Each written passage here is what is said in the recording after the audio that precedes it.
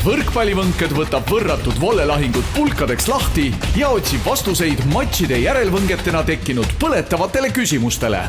Ahoi, head võrkpallisõbrad! 8. episood ja hakkame minema saatega Võrkpallivõnked. Taaskord on hea meel tutvustada saate külalist, kes annab siis meile saatele sellise värvi, tooni. Ja selleks on siis seekord Gert Toobal. Tere, Gert! Tervist! Ja lisaks on stuudios staarkommentaator Martin Kukk. Tere! Sellise nimetuse andis talle, ma nägin sotsiaalmeedias Krista Kollo, järelikult see peab paika. Ilmselt küll, jah.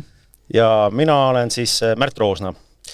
Kahjuks Marti Juhkami ei saa meiega veel ühineda, kuna, mis me siis ütleme, et teda on esialgu mujal vaja rohkem. Tal on põhjusega puudumine. Põhjusega puudumine, märkust ei saa, aga kindlasti ootame teda tagasi, nii kui ta saab peres asjad paremini toimivad, väikesed lapsed ja see on karm töö. See on karmim kui võrkpall. Nii, aga ma mõtlesin natuke selle peale, et stopp. Martin, nii. Kas see toimetaja sulle saatis ka selle sõiduplaani või? Ikka saatis. Nii, mina loen siit niimoodi. Martinil oli sünnipäev ja pakub meile head paremat. Mul ei avanud korralikult seda faili eile, aga mul on vett teile pakkuda, jah. No, õnneks ma võtsin kaasa sellise mullikese, et teeme reklaami, limpa mullike, et meil toetajaid on vaja limpa, et see on siis see Tartu õlletehas vist või. Et see on kõva turundus praegu käimas ja selle teeme siin saate jooksul lahti, hakkame siin vaikselt timmima. Aga siis lähme edasi, mõtlesin natuke, et kuidas Gert Toobalit üldse Eesti võrkpallist peaks tutvustama, et mis tema kohta öelda, kas, muidugi võib öelda, et ei vaja tutvustamist, aga ütleme siis nii, et Paidest pärit, Villi Vantsi käe all alustanud, Eesti koondise rekordi internatsionaal, 308 mängu. Ja teen kohe parandus, olen Türilt pärit. Ma ei julgenud ise parandada, aga ma olin ka üsna kindel. Aga ma selgitan, kuidas viga tekkis. Mina mõtlesin ka Türilt. Ma mõtlesin Türilt. Seal oli veel mingi see, hea küll, see selleks. Aga läksin Wikipeediasse, seal oli Paide. Võib-olla sa vaatasid Paide Heeres äkki. Ei, Wikipeedias oli Paide. Nii, selle koha lõikame ka välja. Niimoodi. Aga 308 mängu, see vastab tõele? Nii nad räägivad, jah. Ikka päris palju ja jõhkralt. Prantsusmaa, Soome, Belgia, Poola, Türgi on need kohad, kus on mänginud ikkagi väga soliidsed liigad. Ja 2 korral siis valitud Eesti aasta paremaks mängijaks. Martin, kuidas sina kirjeldaksid? Mida sa tooksid välja Gerdi puhul? No ma võin seda öelda, et kui ma ise olin noor võrkpallur ja noorteklassis sidemängija, siis kindlasti üks mu iidoleid sidemängijate osas oli Gert Toobal, et kuidas Gert mängis ja kui riskialdis ta oli oma tõstetega, et sealt 3-4 meetri pealt ka temporündajatele lasta, et need on need asjad, mis mulle Gerdi puhul mängijana meelde jäid ja mida ka ise proovisin võimalikult palju teha. Et Eesti koondise pikaaegne kapten, liider ja täna siis alaliidu spordidirektor. Et selline lühi kirjeldus. No enne kui läheme väga tõsiseks, teeks ühe väikse kontrolli ära, et sattus kätte üks tüvitekst seoses Gert Toobaliga. See on nüüd siis aastast 2009 ja Õhtulehes on ilmunud ja see on siis Gerdi ja tema venna Andrese võrdlus on ilmunud selline analüüs ja ma vaatan, kuidas see on pealkiri siis Toobalite duell. Gert on ilusam, Andres jällegi seksikam. Gert, et kas... Tundub väga põnev artikkel. Pean tunnistama, et see on mu enda kirjutatud. Aga et kas pealkiri on eksitav või mitte? No ma ei tea, ma loodan, et see ei olnud pealkiri. See oli pealkiri? See oli pealkiri, jah. Ja see on tsitaat ühelt Õhtulehe natuke vanemalt keeletoimetajalt. Ja siin on tehtud ka küsitlus, et naiste hulgas ja väga tasavägiselt 8-7 siis Andres nagu võitis selle. No, see on nagu ainult üks aspekt. Siin on tundub, et tehti väärt ajakirjandust tol ajal. Meelelahutus ajakirjandust. Märt, mul on hea meel, et sa oled lõpetanud. Nii, lõpetanud ma tõepoolest olen, aga never say never. Niimoodi, aga lähme siis tõsisemaks. Võtame ette esimese siis tõsise teema, milleks on Balti liiga laienemine. Et Martin, kas sinu jaoks tundub see loogiline käik? Ei no tore on igal juhul, et... Räägime ära, aga mis siis juhtub? Jaa, Audentes siis liitub, noortekoondis Audentes siis liitub ka Balti liigaga. Ma nüüd ei tea, kas leedulased ka liituvad, eks me seda Gerdi käest õige pea kuuleme, aga tore on see, et tuleb võistkondi juurde, 7 võistkonda ilmselgelt on liiga vähe, aga eks esimene küsimus meil kõigil on see, et kas nad hakkavadki mängima ainult noortega või läheb sinna mõni vanem ja kogenum ka nendele lisaks, et see oleks nii nendele noortele väärtuslikum leian mina, kui ka siis konkurentsivõime ilmselt paraneks. Ja me oleme selle peale natukene nagu mõelnud. Me esimesel aastal suure tõenäosusega lähme nende samade poistega mängima, kuna nendel on ainult see aasta üks lõpetaja.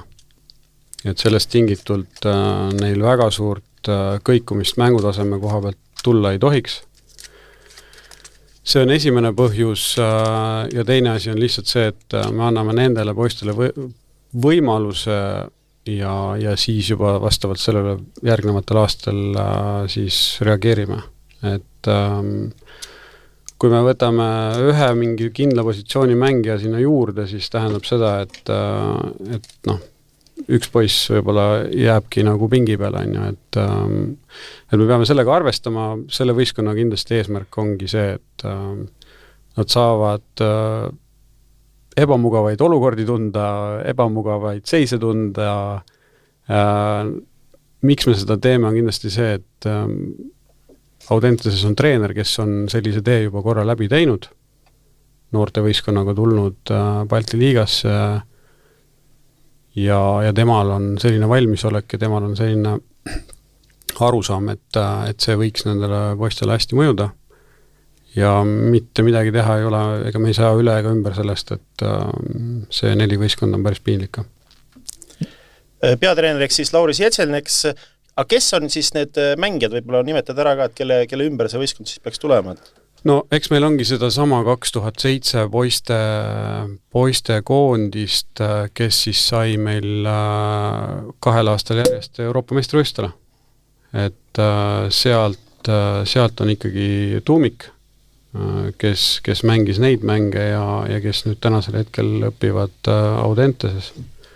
Nii et see päris nagu tühja koha peale pole nagu tehtud ka, et nendele kindlasti on see selline loogiline jätk. Aga kas sinna võistkonda näiteks veel mingeid noori kuskilt juurde saada, see oleks mõte või?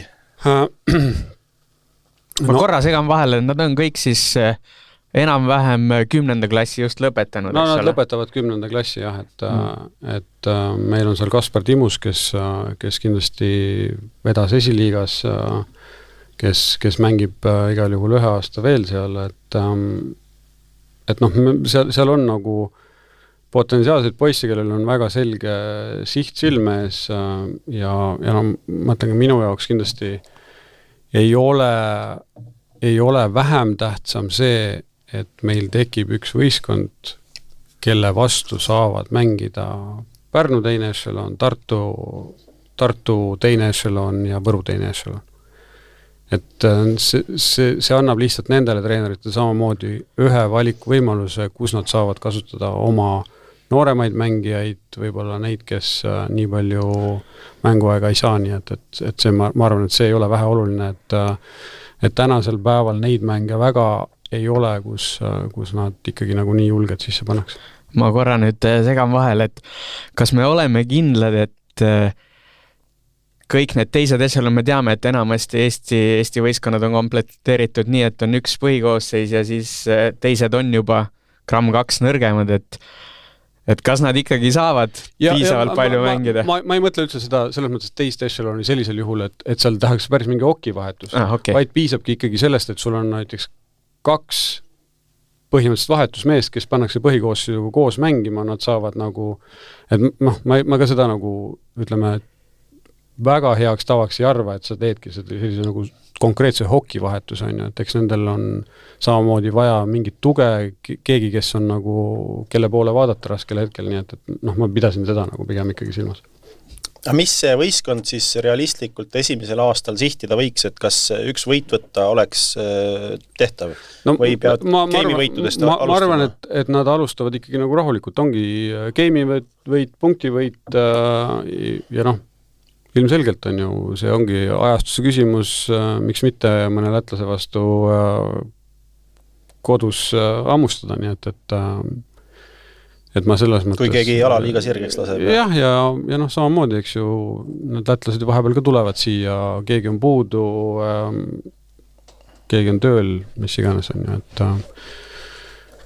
et lihtsalt ma näen, et seda võimalust on vaja ja las nad natukene siplevad. Ja ma arvan ka, et tegelikult see sportlik tulemus ei ole nendel oluline, et oluline oleks nüüd nende aastatega võimalikult palju areneda, et neist kasvaks valmis mängida ja siis teised klubid saaks juba hakata sealt omale lisaväärtust hankima. Jah, kui meil järgmine aasta lõpetab võib-olla 5 poissi on ju, et siis nendest 5 poistist olekski ikkagi materjal nendesse järgnevat, ütleme, tugevatesse võistkondadesse nagu miks mitte mõni põhikoosseisu mehena, et ilmselgelt neid on meil praegu puudu sellist klubi, kes lihtsalt nagu, kelle eesmärk ei ole medal võita võib-olla, vaid ongi areng ja siis igapäevane töö.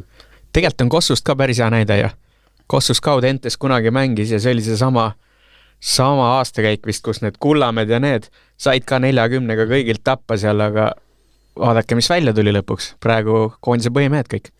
Ja viimati siis taoline projekt võrkpallis oli 10 aastat tagasi, oli Võru Dunpower.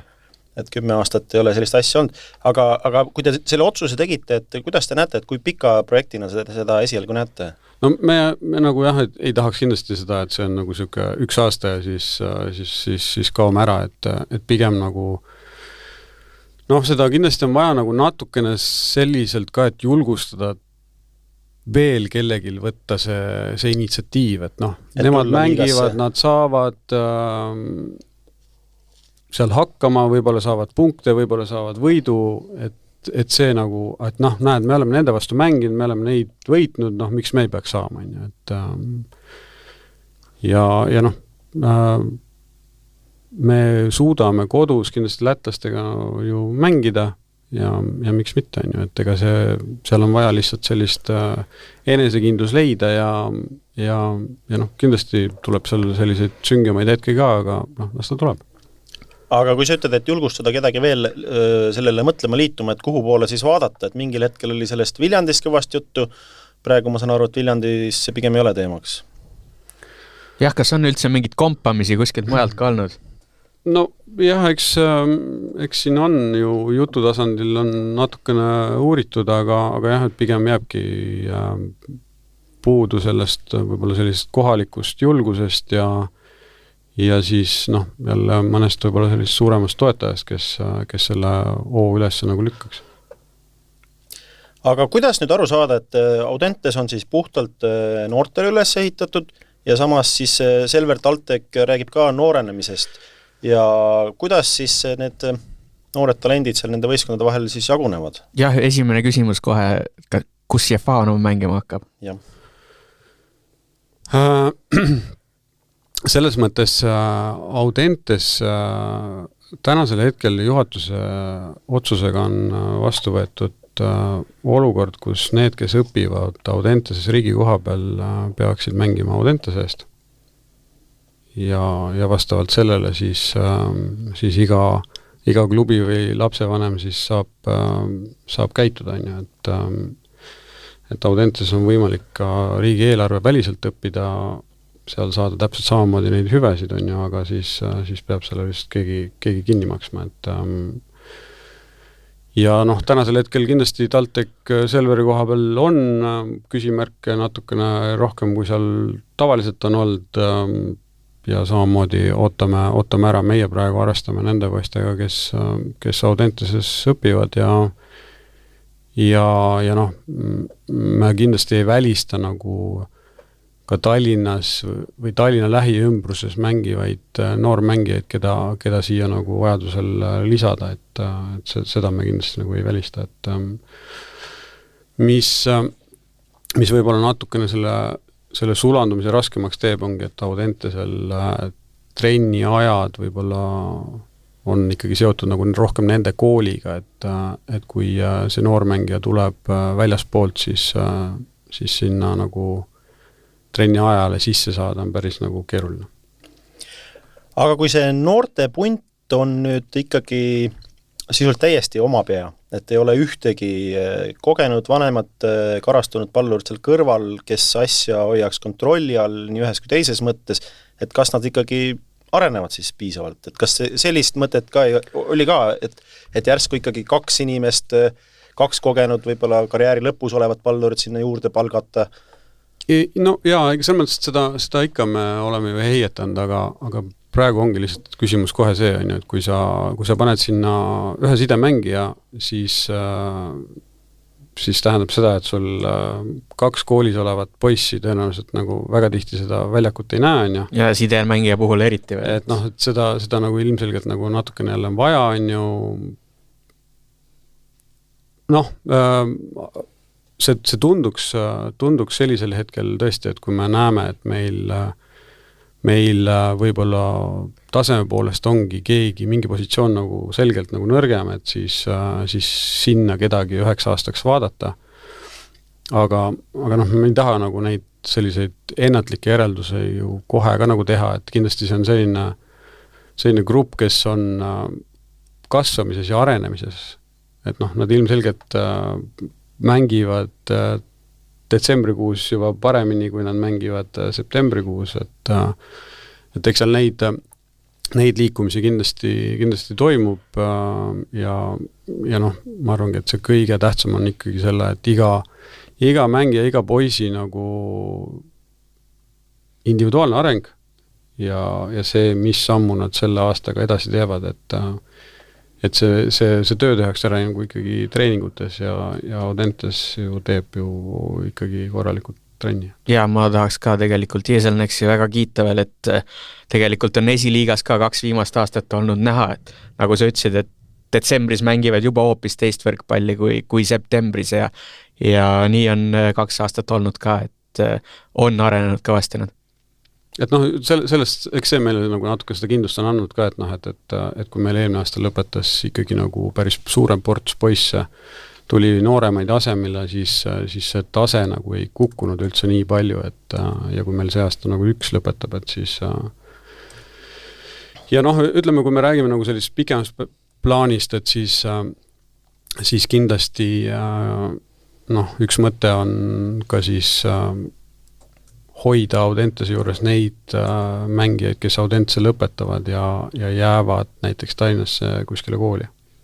Et nad on selle süsteemiga juba tuttavad, nad saavad seda, noh, neid on lihtne sinna sulanduda. Üks siuke küsimus, et ma ei tea, kui hästi ma nüüd seda sõnastan, aga kui seksikas tänapäeval on noorele võrkpallurile Audentesse tulemine, et ma tean, et samamoodi korvpallis see ei ole väga hea, et paljud noored oma klubide juurest ei taha sinna ära minna, et kuidas võrkpallis seis hetkel on? No meil ei ole seda probleeme, et meil on head valikud nii poistes kui tüdrukutes, me ikkagi nagu jätame välja mängijaid, kes siin isegi olla võiksid, et selles mõttes praegune seis on selline, et kohti on vähem kui ütleme selliseid häid tahtjaid sinna. Nii, läheme edasi järgmise küsimuseni, et kas nüüd leedulased Šiauliai Elgast on jutt, et tunnevad huviliigaga liitusima vastu, mis hetke seis siis on? No jah, ma kinnitan huvi, see huvi on nagu minuni jõudnud mängijate kaudu ja siis tänaseks ka üks mänedžer on olnud ühenduses, nii et see ei ole nagu maast võetud, nad tegelevad sellega ja põhimõtteliselt suund sinna on, et meil järgmisest aastast võiks jälle nagu Balti liiga olla. No see oleks väga, väga hea uudis igas mõttes, aga kui nüüd teha samm edasi, mis see siis võiks tähendada turniirisüsteemi osas? No see võiks tähendada, kui me praegu mängisime 3 ringi, see tähendab seda, et me tõenäoliselt mängime 2 ringi ja ega muus osas nagu mingisugust väga suurt muudatust ei tulegi. No kui on 9 võistkonda, siis viimane jääb välja lihtsalt. Jah, et selles mõttes sinna ei ole ka midagi teha ja mulle see süsteem palju rohkem meeldib ka, et ma oleks 7 võistkonnaga ka tegelikult tahtnud seda näha, et 7 oleks välja jäänud. Et jah, et seal tagumiste mängude tulemused oleksid ka, nagu iga mäng loeks midagi. Aga jah, et ütleme see, ma arvan, et see, mis me eelmine aasta kasutasime seda, et põhiturniiri võitja saab korraldada ja temal on juba nagu see koht nagu ikkagi seal mingil kujul fikseeritud, et see nagu annab kõigile sellist lisaaega, lisavõimalust ja see annabki nagu lisaväljundi, et kui sa oled põhiturniiri võitnud, et siis sellega kaasneb mingi asi. Kas meil on selle liiga kohta veel midagi küsida? No sponsor on või ei ole või kuidas see värk käib? Liiga ta siiamaani oli, et kuidas edasi minnakse? Kas on kedagi võrgus siplemas juba teil otsingutel? Jah, me oleme nüüd nagu mõnda aega ikkagi nagu sellega päris aktiivselt tegelenud. Tänasel hetkel Kronimet liigada enam ei ole. Praegusel hetkel on ta Balti liiga, et nimi toetajat siin kuskil välja hüüda ei saa. Et võime teha üleskutse, et koht on vaba ja... Jaa, koht on vaba, kõik teled ja kõik lood on lahtised, nii et kõik on pakkumises. Nii kas alaliidul on sellises küsimus ka mingeid piiranguid, et mingi valdkonna ettevõtet ei tahaks nagu liiga nimisponsoriks? No me ei ole küll kuidagi kedagi kõrvale sealt jätnud, et tänasel hetkel on ikkagi kõik läbirääkimiste küsimus. Kõik on läbirääkimiste küsimus ja ma ei tea, kes see siin nii väga ikka saab olla selline, keda mitte kuskil näha ei tahaks. Martin, ja sina oled ju ühe Kihlveo portaali esindaja, et kuidas on, et kuulb, et... On käidud seal jutul ka juba? Jaa, oleme seal juba käinud. Et Martin on oma ära teinud. Mis sa siis vahendasid kontakti, nagu Mati Alaverve? Aitasin jutule saada, jah. Selge, jääme siis tulemusi ootama, et ilmselt see puder natuke podiseb, et enne kui midagi siit selgub. Loodame, et sponsorit ei jää. Võtame siis ette järgmise teema, rubriik, mis on uudis Tartu Bigbankis ja rubriik on kuidagi lahjake, kuna Marti Juhkamit ei ole. Võime ära fikseerida tegelikult ühe huvitava asja, et Bigbank Eesti senine juht Janna Pehter on oma kohalt lahkunud, et läinud tööle ja siis Luminori juhatusse hakkab siis seda juhtima. Tema vist oli Tartu nägu ka või? Tema jah, et ma saan aru, et seal oli ka väga hea isiklik kontakt nende aastatega tekkinud, et ma ei tea siis, et võib-olla siis varsti meil Tartu Luminor võrkpalliliigas. Aga esialgu vist Bigbankiga on ikkagi lepingut oli vist, mis see Marti meile ütles? 3 aastat sai uus leping. 3 aastat vist oli, jah. Uus leping tehti, jah, nii et see mõttes, et on... Et kiirelt midagi... Ja muidugi ära märkida, et uus liber on neil, Johan Vahter. Johan Vahter, jah, siirdus siis TalTech Selveris sinna. Mis meil veel on vaja ära märkida uudistest? Markus Uuskari tegi lepingu Pärnuga. Pärnult vist rohkem midagi ei ole tulnud, Võrust ei ole kuulnud ka midagi. TalTech Selverist ainult minnakse. Esialgu vähemalt ma loodan, et ikkagi keegi sinna jääb ka. Et kui see noorenduskuur lõppeb, Keit Popart või keegi. Välismängijatest mingid lepinguid, mida ei ole ette kandnud? Nii vara vist ei ole kunagi välismängijat välja hõigatud ka minu teada. Kei Võru eelmine aasta ja Renato hõikas väga vara välja, aga see oli võib-olla loogiline. Valentin Kordase uut klubis ei ole teada saanud? võib juhtuda, et olen.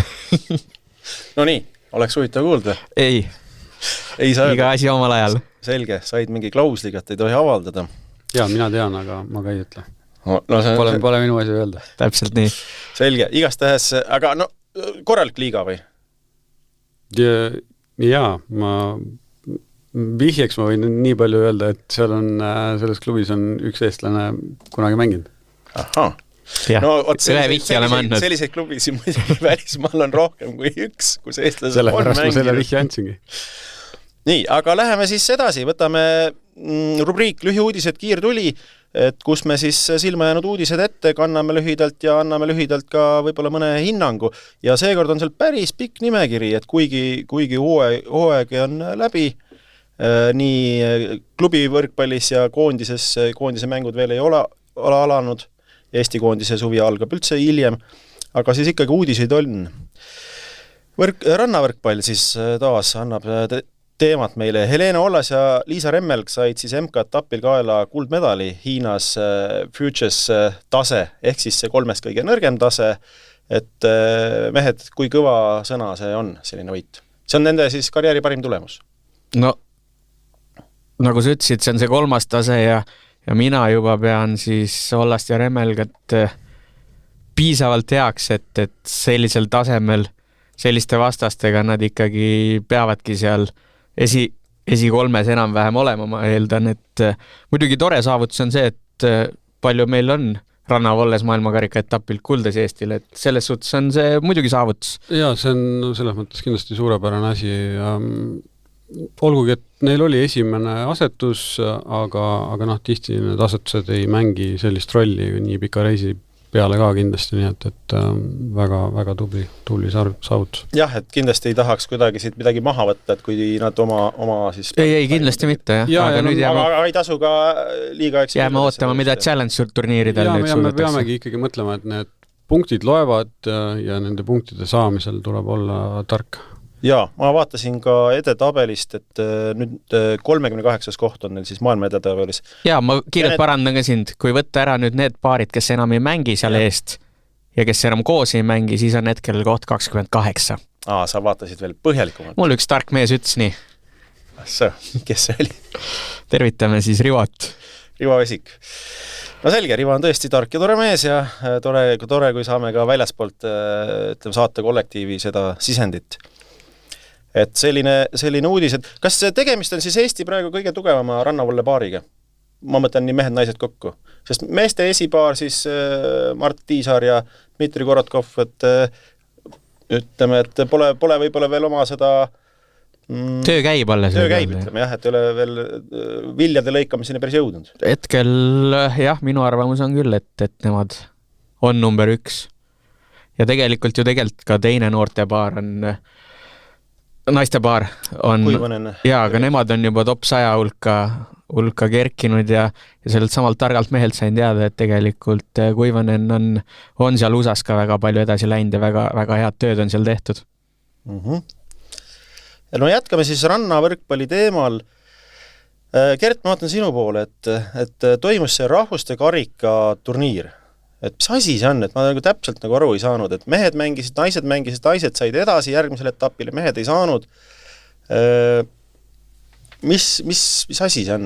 Kas seal mängivad kõik maailma parimad või kes seal mängivad? No, eks seal ongi, seal on põhimõtteliselt praegu nagu uudistest Rivo ütles, et Euroopa 8 naiskonna hulgas on ju, et see kes seal on ja kui palju neid seal on esindatud, et ja noh, ongi paremad võistkonnad on juba, eks seal käib pääs MM-i koha pärast. Ja noh, osades võistkondades on juba mängijatel MM-i koht olemas ja neil ei ole nüüd nii väga vaja, aga see lihtsalt on üks... Mis see Eesti naiskond peab tegema, et see MM-ile saada? Võitma järgmise valikturniiri ka. Ehk siis seal 8 hulgas peab olema parima? Jah. Kõlab raskelt. Kõlab väga raskelt. Ja ega ta ongi. Ega selles mõttes, et see on lihtsalt üks võimalus, kuna seal samamoodi jagatakse ka MK punkte, et ega ta ongi sul nagu üks lisa väljund ja selles mõttes noh, ta on ikkagi nagu koondistele siis suunatud võistlus. ja see on natuke eriline turniir ka, et see on ainus koht rannavolle turniiridel, kus treener on platsi ääres ja võib juhendada. Ja tegu on siis koondise võistlusega, kus siis iga riik esindab siis 2 paari. Mehed mängisid siis, kellega nad siis mängisid? Prantslastele kaotati, jah? Türgi ja Horvaatiaga. Türgit ja Horvaatiat võideti. Kas see... Türgiga mängiti viiki. Türgiga mängiti viiki, jah, 1-1. Kas see on siis, oli ootuspärane, Martin? No mina võin kohe öelda, et ma olin täitsa kindel, et prantslastele vastu ei saa, et seal see esipaar on tugev. Gautier küll vahetas siin paarilist, nüüd võttis ühe vendadest rotaritest, aga endiselt ma arvan, et nemad natukene üle jõu käivad veel. Aga nüüd pannes neid uudiseid kokku ja asju, et kas siis tänasel hetkel Eestis siis ongi, et naiste rannavolle on sammukese meeste omast ees või sellist üldistust teha ei julge? No ma võin öelda nii palju, et alagrupp oli muidugi naistel mängitavam, et sealt ilmselt ma tahaks uskuda, et nad ise ka arvasid, et tuleb edasi minna. Aga et meestel oli ikkagi Prantsusmaa on väga tugev. No jah, ja seal ongi nüüd täpselt see, et kes seal esindatud on ju, et kui Eestil oli ka Poola, Poola kindlasti oleks võimeline sealt midagi paremat vastu panema, aga see ei olegi nagu tänasel hetkel ju, see ei ole tähtis. Meil on nagu eesmärk oli edasi saada, sealt me edasi saime, mis mängu mängib Poola esipaarid, see on juba nagu see on nende asi. Nende asi, et selles mõttes meie jaoks kindlasti väärt tulemus. No kõmmutame uudistega edasi, et oma kiirtulega siin, et nüüd juba natuke aega tagasi sai peetud siis Champions League'i Final Four ja Perugia võitis siis lõpuks, sai oma tiitli kätte, finaalis siis võideti Varta Saviertset 3-2 ja pronksimängus siis Jasinja Veegiel alistas siis Ankara Halkbanki 3-1. Kas Final Four oli natuke ettearvatav ja igava võitu? Või? No igav ta ei olnud ju, kui sa võtad kas või Saviertse, et tulid poolfinaalis 0-2 välja ja korra hakkas juba tunduma, et tuled finaalis ka 0-2 välja, et igav ta nüüd ei olnud, jah, favorit võitis küll, aga mäng oli ju küll.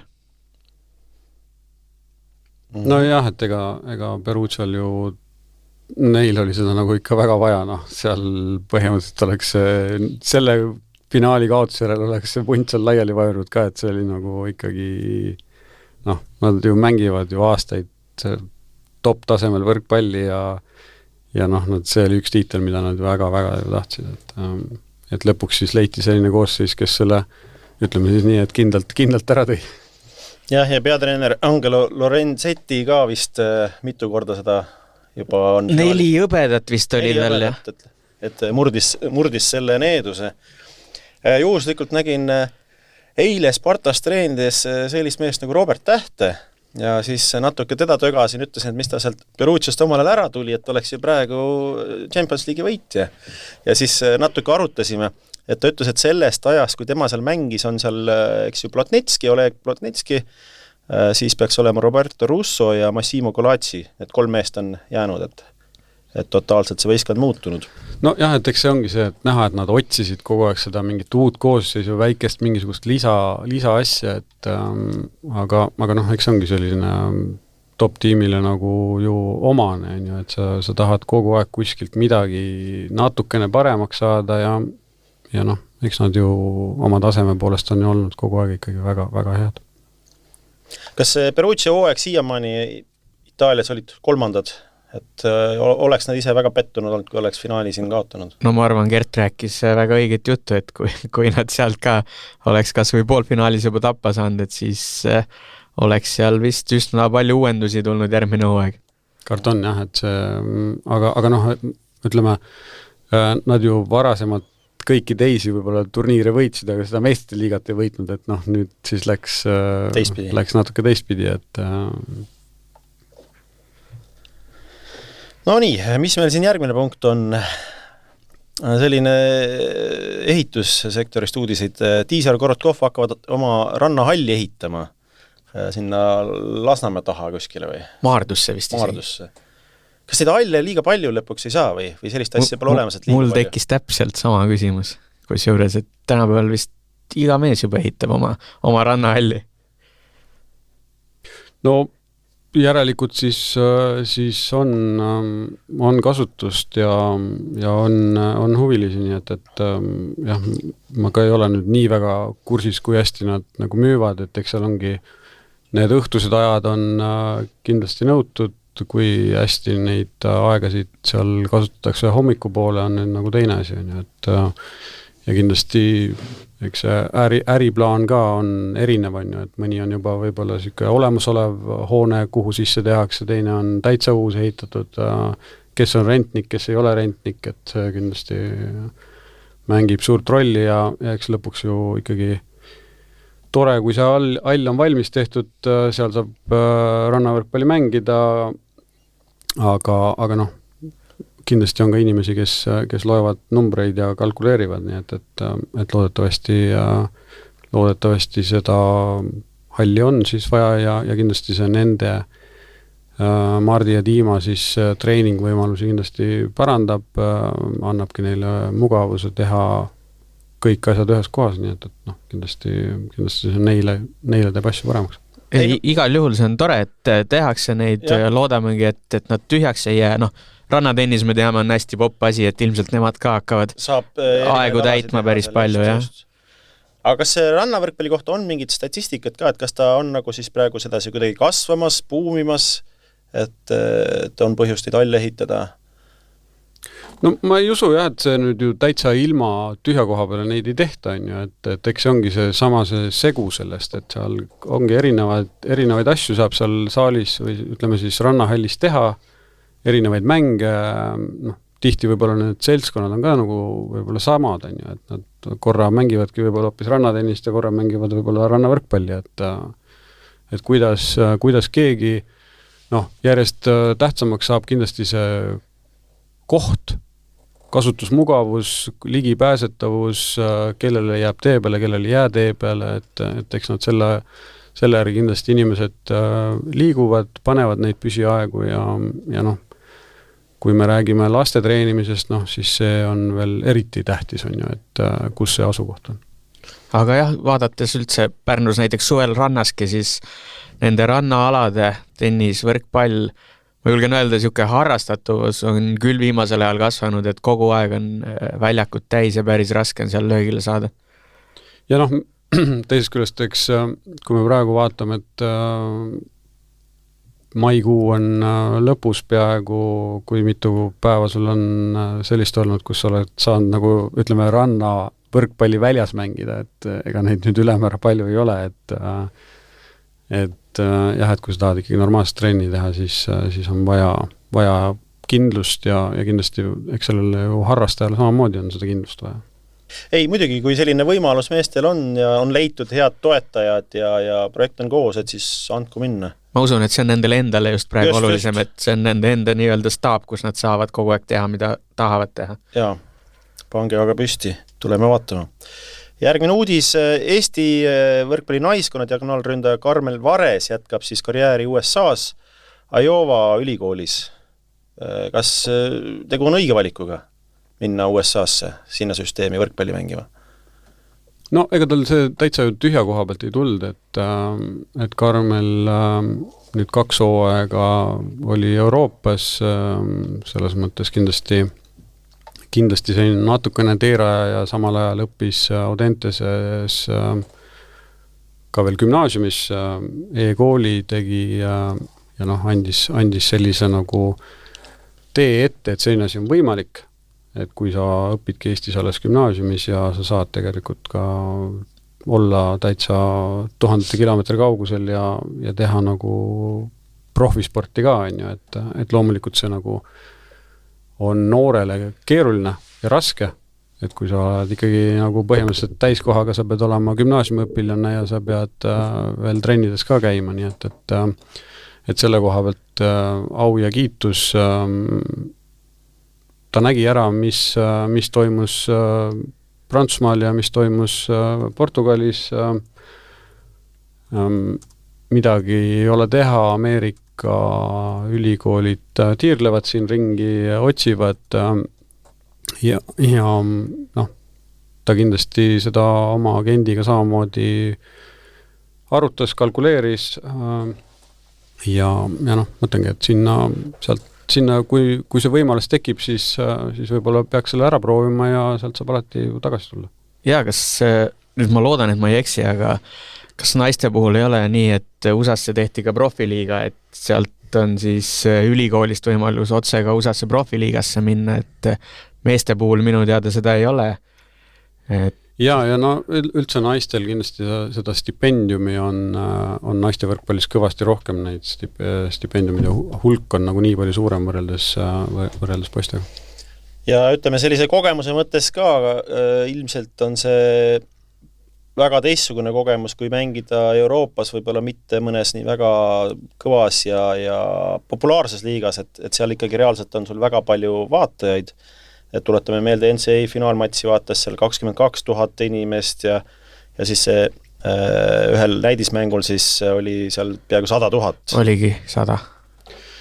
Et jah, et selles mõttes, et eks seal tehakse neid asju nagu grandioosselt ja hästi suurelt ja meil ju eelmine aasta ka tegelikult läks 3 tüdrukut Ameerika ülikoolides, et noh, eks meil see suund on sinna poole läinud, kui tüdrukud saavad hea hariduse ja võimaluse mängida ja noh, seda enam, et nüüd see profiliiga teema seal on ka ikkagi nagu veel tugevalt päevakorras ja see on nagu ära tehtud, et siis noh, kui siin näiteks on ju Soome koondise sidemängija mängis seal liigas, et noh, et siis siit kaudu sinna liigasse ligi saada võib-olla ongi hea võimalus.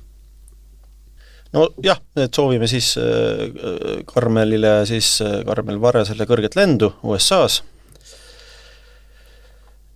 MM-i auhinnarahad on mitmekordistunud, et seal toome siin mingid näiteid ka, et kui võitja sai varem, maailmameister võistkond sai varem $200,000, siis nüüd $1 miljon, 5-kordselt siis tõusnud ja samamoodi on tõusnud ka siis teiste kohtade preemiad. Mis see tähendab, kas siis maailma võrkpalliliit on naftat leidnud või mingi rahapaja kuskilt üles kaevanud või kas Eesti võrkpalliliidul on ka midagi kuidagi neriseb rohkem senisest? Ei ole aru saanud, et oleks midagi tulnud, et võib-olla peaks mõne arve saatma proovima, et järsku maksavad ära. Järsku tahavad kinni. Et noh, eks see muu spordimaailm nagu nii on eest ära läinud, et eks see oli aeg ka see, et see rahvusvaheline võrkpalliliit ka hakkab natukene järgi tulema nende asjadega, et jah, et kui võistkonna peale mõtleme, oli 200,000, et siis see ju viiekordistus nüüd jah, 200,000. Et noh, et tegemist on võistkonna alaga, et kui sa arvestad, kui palju seal sportlasi on, siis tegelikult on ikkagi ju noh, ma ei taha öelda naeruväärne, aga ikkagi väga väike võrreldes siin teiste aladega. Kas või võrreldes noh, mitte rahaaladega, näiteks kergejõustikuga. Et kui sa arvutad nüüd inimese kohta, palju sealt tuleks. Ja pluss siis võistkonnas on igast muud staffi ka.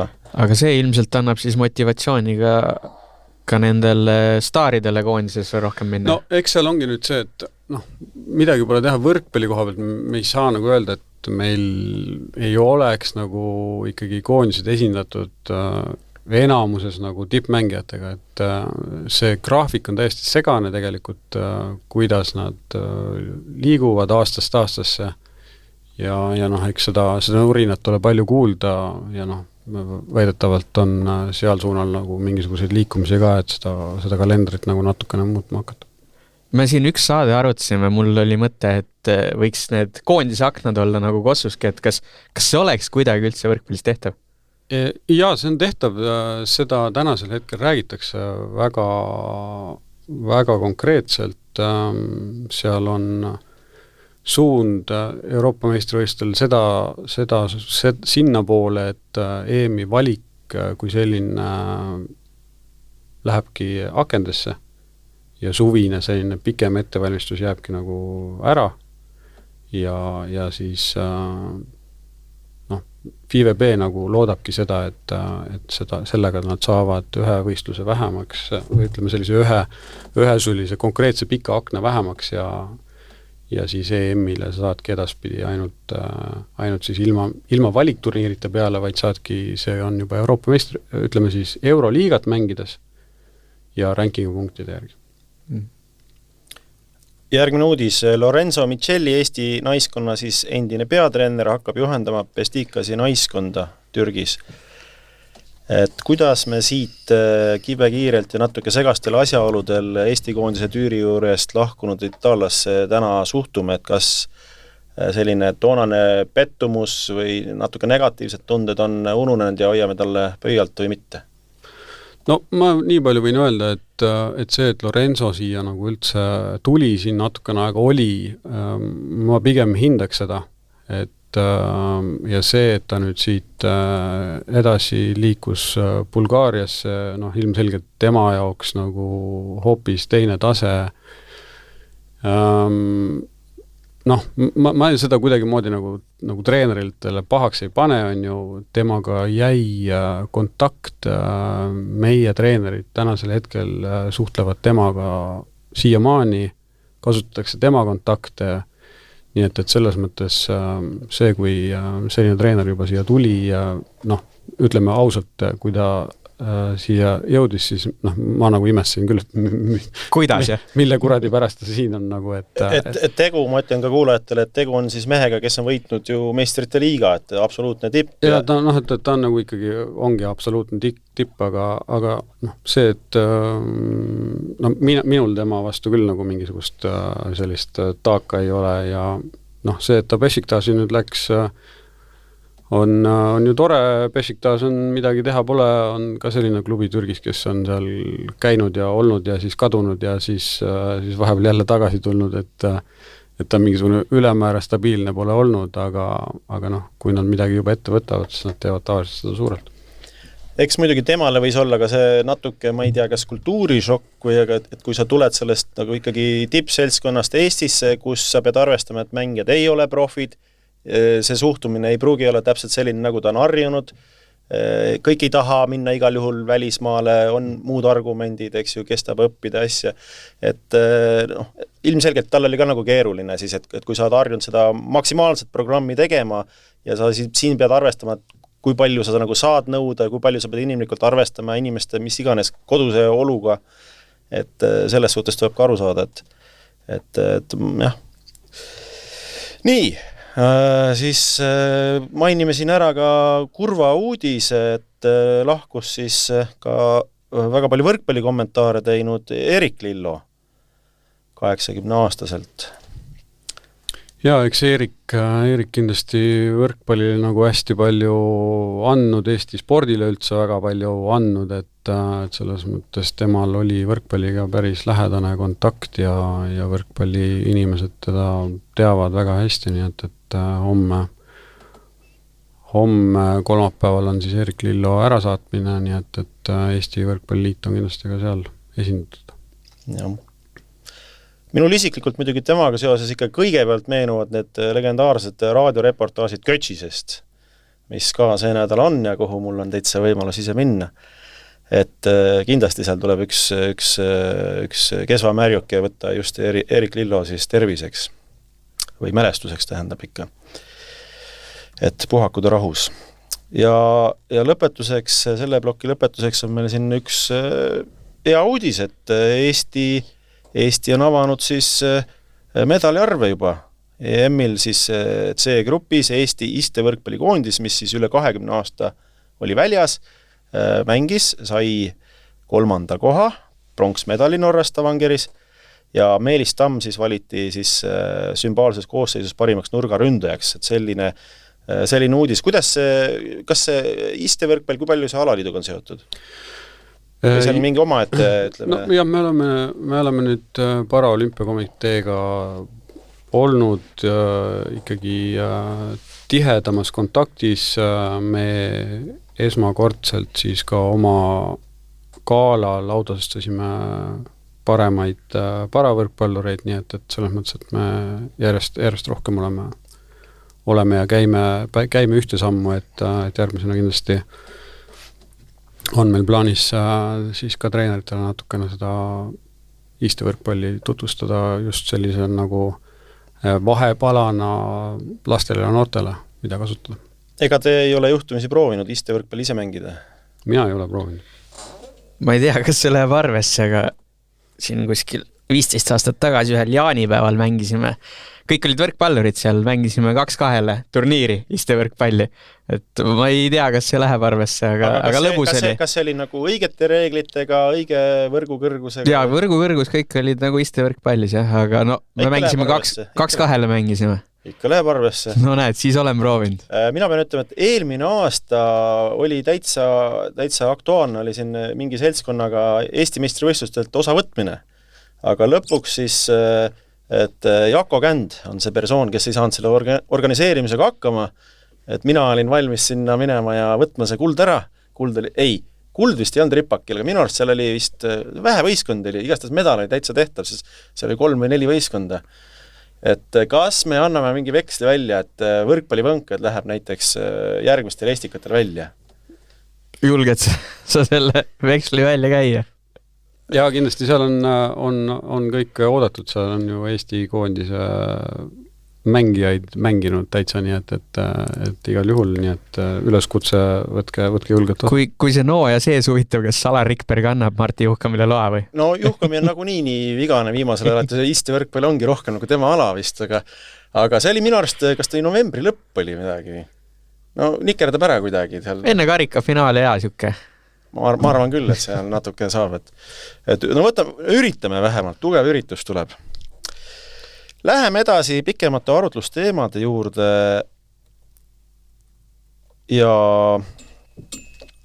ei saa me üle ega ümber siis järgmisest Eesti koondise endisest juhendajast, 2 korral Eesti aastatreeneriks valitud ja Eestis väga armastatud treenerist Georgi Kretsust, kellest on saamas siis Venemaal Belgorodi Belogorje juhendaja. Ja siin siis kellegi käsi on kirjutanud küsimuse, et kas mõista või hukka mõista. Nii, Martin, ärsku sina teed otsa lahti. Oi jumal, no jah. Raske teema. See on raske teema, jah, et pigem mulle ei meeldi see otsus, kui nüüd aus olla, et hetkel ikkagi, mis maailmas toimub, siis see osa maailmast võiks olla meie jaoks välja lõigatud, on minu arvamus, aga jah, no ma saan aru ka ilmselt, miks ta sinna läheb, või nad on seal olnud, seal kindlasti pakutakse väga häid tingimusi, aga jah, tegelikult ikkagi hetkel ma mõistaks hukka selle otsuse. Hanno Pevkur vist ütles ka, et tema ei oleks seda talle soovitanud teha. Kas sina, Gert? Aga see ei vähenda kindlasti minu arvamus seda, mida ta on Eesti koondisega teinud, Eesti koondise mängijatele andnud. Jah. Gert, kas sa alaliidu presidendiga nõustud, oponeerid talle? Ei, mina täitsa ühemõtteliselt mõistan hukka, nii et kindlasti, kui see nüüd ametlikuks saab, siis Eesti võrkpalliringkonnas ta kaotab päris palju oma krediidist. Aga kas me ei ole järsku tema suhtes liiga kriitilised, sest me vaatame kõike nagu eestlaste mätta otsast, aga ta päeva lõpuks ei ole eestlane? No jah, aga see ongi meie õigus vaadata enda mätta otsast, et tema vaatab enda otsast ja tema tõekspidamised on sellised, et kui ta sinna läheb, siis ta sinna läheb, on ju, aga meil on, meie vaatame siis niimoodi, nii et ja mina olen ka Gerdiga samas paadis, et aga ma mäletan, et kui nüüd see sõda algas, ta pidi siis ka ju minema Belgorodi. Ja siis tuli nagu selline teade, et arusaadatud põhjustel nüüd ta jättis selle ära. Ja see vastab tõele, tol hetkel oli täpselt sama jutt ja siis pigem nagu tunduski, et see meeldus on siis selline, et sinna ta siis ei lähe, on ju, et tol hetkel ta oli veel Saksas Poolas siis Saksa klubis, kellega ta võitis meistrite liiga ja mõnele, ütleme, paljudele üllatuseks ta ei jätkanud seal, vaid pidi kuskile mujale minema. Ametlikku infot selle kohta ei olnud, kuhu ta läheb, aga sellest klubis seal räägiti, jah. Aga samas ikkagi meil ju endal peaministri abikaasa tegi Venemaal äri et mis tundub ju oluliselt nagu tõsisem asi koostöö Venemaaga, kui lihtsalt minna sinna eraisikuna võrkpalli mängima. Et ikkagi ma küsin... Mina mõistan mõlemad hukka ikkagi endiselt. Et... Peaminister ju ei astunud tagasi, midagi ei olnud ju. Edutati... Tema ei teadnudki midagi, ta andis laenu ainult. See õigus, teda kasutati ära kurjalt lihtsalt. Ei tulnud jutuks. Just. Ja küll, poliitikasse ärme mine, vaatan Gerdi näost, et ta ei taha, sest Gert, kas sinna on kutsutud mõnda erakonda? Jaa, on küll, jah. Millisesse? Las see jääb. Mis kuhu ta jääb? See on selline saade, see on nagu selline võimalus avada ennast oma hing lõpuni. See on pihitool. Türi volikokku kuskile kohalikus. Ei olnud Türi volikokku. Ütlesid ära? Nagu jah, päriselt olen olnud laua taga koos siis ühe Savisaarega. Hanno Pevkuriga äkki. Hanno oleks loogiline. Kusjuures see ei olnud Reformierakonda, aga jah, et ütleme ühe erakonna juhiga olen koos istunud ja rääkinud mitu korda. No siis on sotsiaaldemokraatlik erakond, et olgu see siin öeldud. Ei vaidle vastu, järelikult on. Nii, lähme edasi. Ühesõnaga, Gretu teema võtsime läbi, mõissime ta sedasi natuke nagu hukka selle teo eest, aga see ei tähenda, kas natuke? See ei tähenda, et me tahaks seda kuidagi tühistada, ma arvan. Jah, ja me kindlasti ootame selle ametliku info ka ära, et meil ei ole ju mitte keegi kuskil otsust öelnud, et me siin praegu ikkagi see on puhas spekulatsioon. Et kui? Märt, sina uuriva ajakirjanikuna, kas sa Gretsuga ühendust ei proovinud võtta? Ma küll korra nagu mõtlesin selle peale, aga nagu ikka selle 2 saate vahel see aeg läheb linnutiivul ja siis lõpuks ma jään ikka siia lindistusele hiljaks. Et ei võtnud, ei proovinud, jah. Kui uudis läheb ametlikuks, siis võime seda ju veel teha. Aga teine teema on ka, selle käis siis välja nagu Martti Juhkami, kes siis väga hoolsalt hoiab välisvõrkpalli silma peal ja ta tõi välja siis Ljubljana, mis siis moodustab superklubi oma nende vanema põlvkonna mängijate koju toomise najal siis. Et iseenesest väga äge. Ma arvan, et mina kindlasti võrkpallisõbrana seda klubi meistrite liigas hakkan väga hoolsalt jälgima. No nad peavad kvalist enne läbi tulema. Just, hakkangi jälgima seda. Ja tekkis kohe mõte, et millise superklubi annaks Eesti mängijatest analoogiliselt käitus kokku panna. Kas see üldse annaks kokku panna Eestisse superklubi? No esimene küsimus on... Jättes selle esimese küsimuse ehk raha nagu kõrvale, et muidu me ei jõuagi selle koostamiseni. Teine küsimus on, et mis liigat nad hakkaks iganädalaselt mängima? Ma nagu väga ei näeks pointi, et Eestis mingi superklubi mängiks Balti liigat. Aga... No, jah. Et siin lähedal olnud see naaberriigi Venemaa liiga nagu ka nüüd kipub ära langema ja me just mõistsime hukka kõik, kes sinna poole. Ja Soomes ka me teame, klubisi läheb järjest vähemaks. No jah, see selles mõttes selline superklubi tegemine on nagu pigem siuke nagu 1 aasta linnukene, et see lööb suht segamini kõik. Loomulikult on nendele koondise mängijatele, kes nüüd koju tagasi tuleb, ideaalne võimalus maanduda 1-2 aastat mängida samamoodi kõrgel tasemel, vedada üles mõned noored, Sloveenias kindlasti selline võrkpall on ju nagu armastatud spordiala, need on armastatud sportlased, nad teevad ju head, on ju, ja nad sellise projektina kindlasti teha seda, nad suure tõenäosusega mängivad veel seda Kesk-Euroopa liigat seal ka, on ju, et et seal midagi nagu lisaväljund seal ka on, aga ega see mängijatele nüüd nagu mingisugune ju ülemäära huvitav nagu väga kaua aega ei ole, et aga kindlasti ta on nagu... Aga sellele põlvkonnale iseenest see konkreetne tegu, ütleme Sloveenia näitel, tundub ju minu arust igati mõistlik, et nemad saavad lõpetada oma kodus, nad saavad mängida oma rahva eest, nad saavad mingis mõttes nagu tagasi anda, niisugune mõnus karjääri lõpuprojekt nende jaoks ja kindlasti kindlasti see ongi nende jaoks on see ideaalne võimalus ja kindlasti see nende pärast see nagu tehti ka. Jah, pluss siis, et ka mingid noored sinna kõrvale võtta, need ka arenevad. Et mingi sisend on nagu tulnud nende mängijate käest, et võib-olla nagu hakkaksid nad ennast koju sättima, et ega mõni võib-olla tahaks koju tulla, aga võib-olla pole kuhugi tullagi, et nendele on siis see tingimus loodud, kindlasti oli seal ka selliseid, kes ütlesid ära, kes pigem jätkavad kuskil mujal, nii et ma ei tea, kas sealt nüüd nagu teistpidi suunas liikumist nüüd jälle tuleb või ei tule, pigem tulevad lõpetama ikkagi, ma arvan, jah.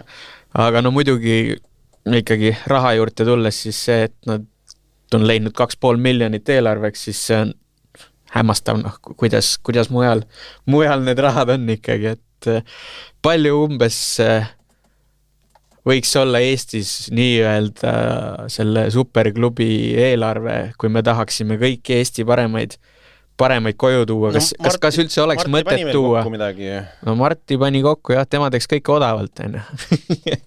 Tal on tutvused.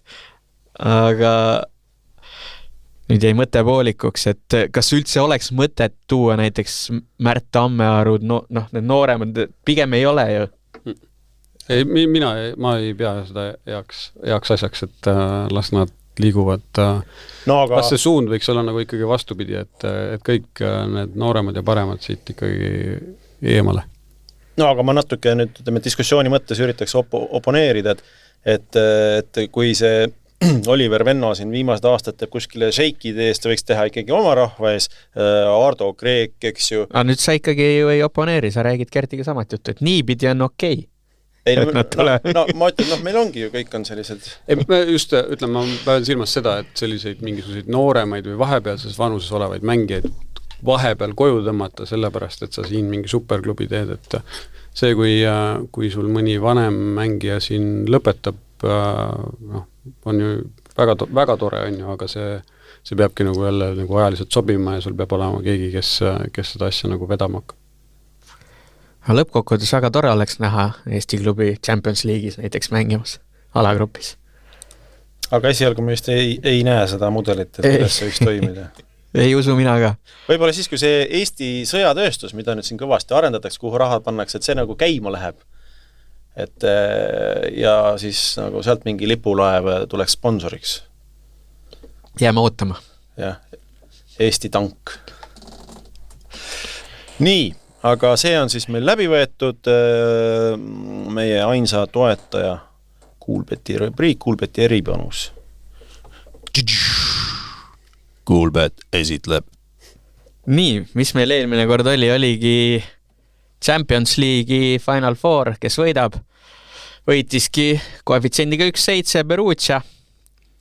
Ise siin kõik arvasime, et Jašemme võib võita. Aga meil oli hea loogika. Olid poolfinaalis 2-0 ees ka. Jaa.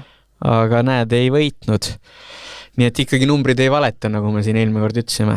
Seekord ei valetanud, jah. Ja siis päris raske oli selleks korraks välja mõelda, mida teha, kuna see võrkpallihooaeg on läbi.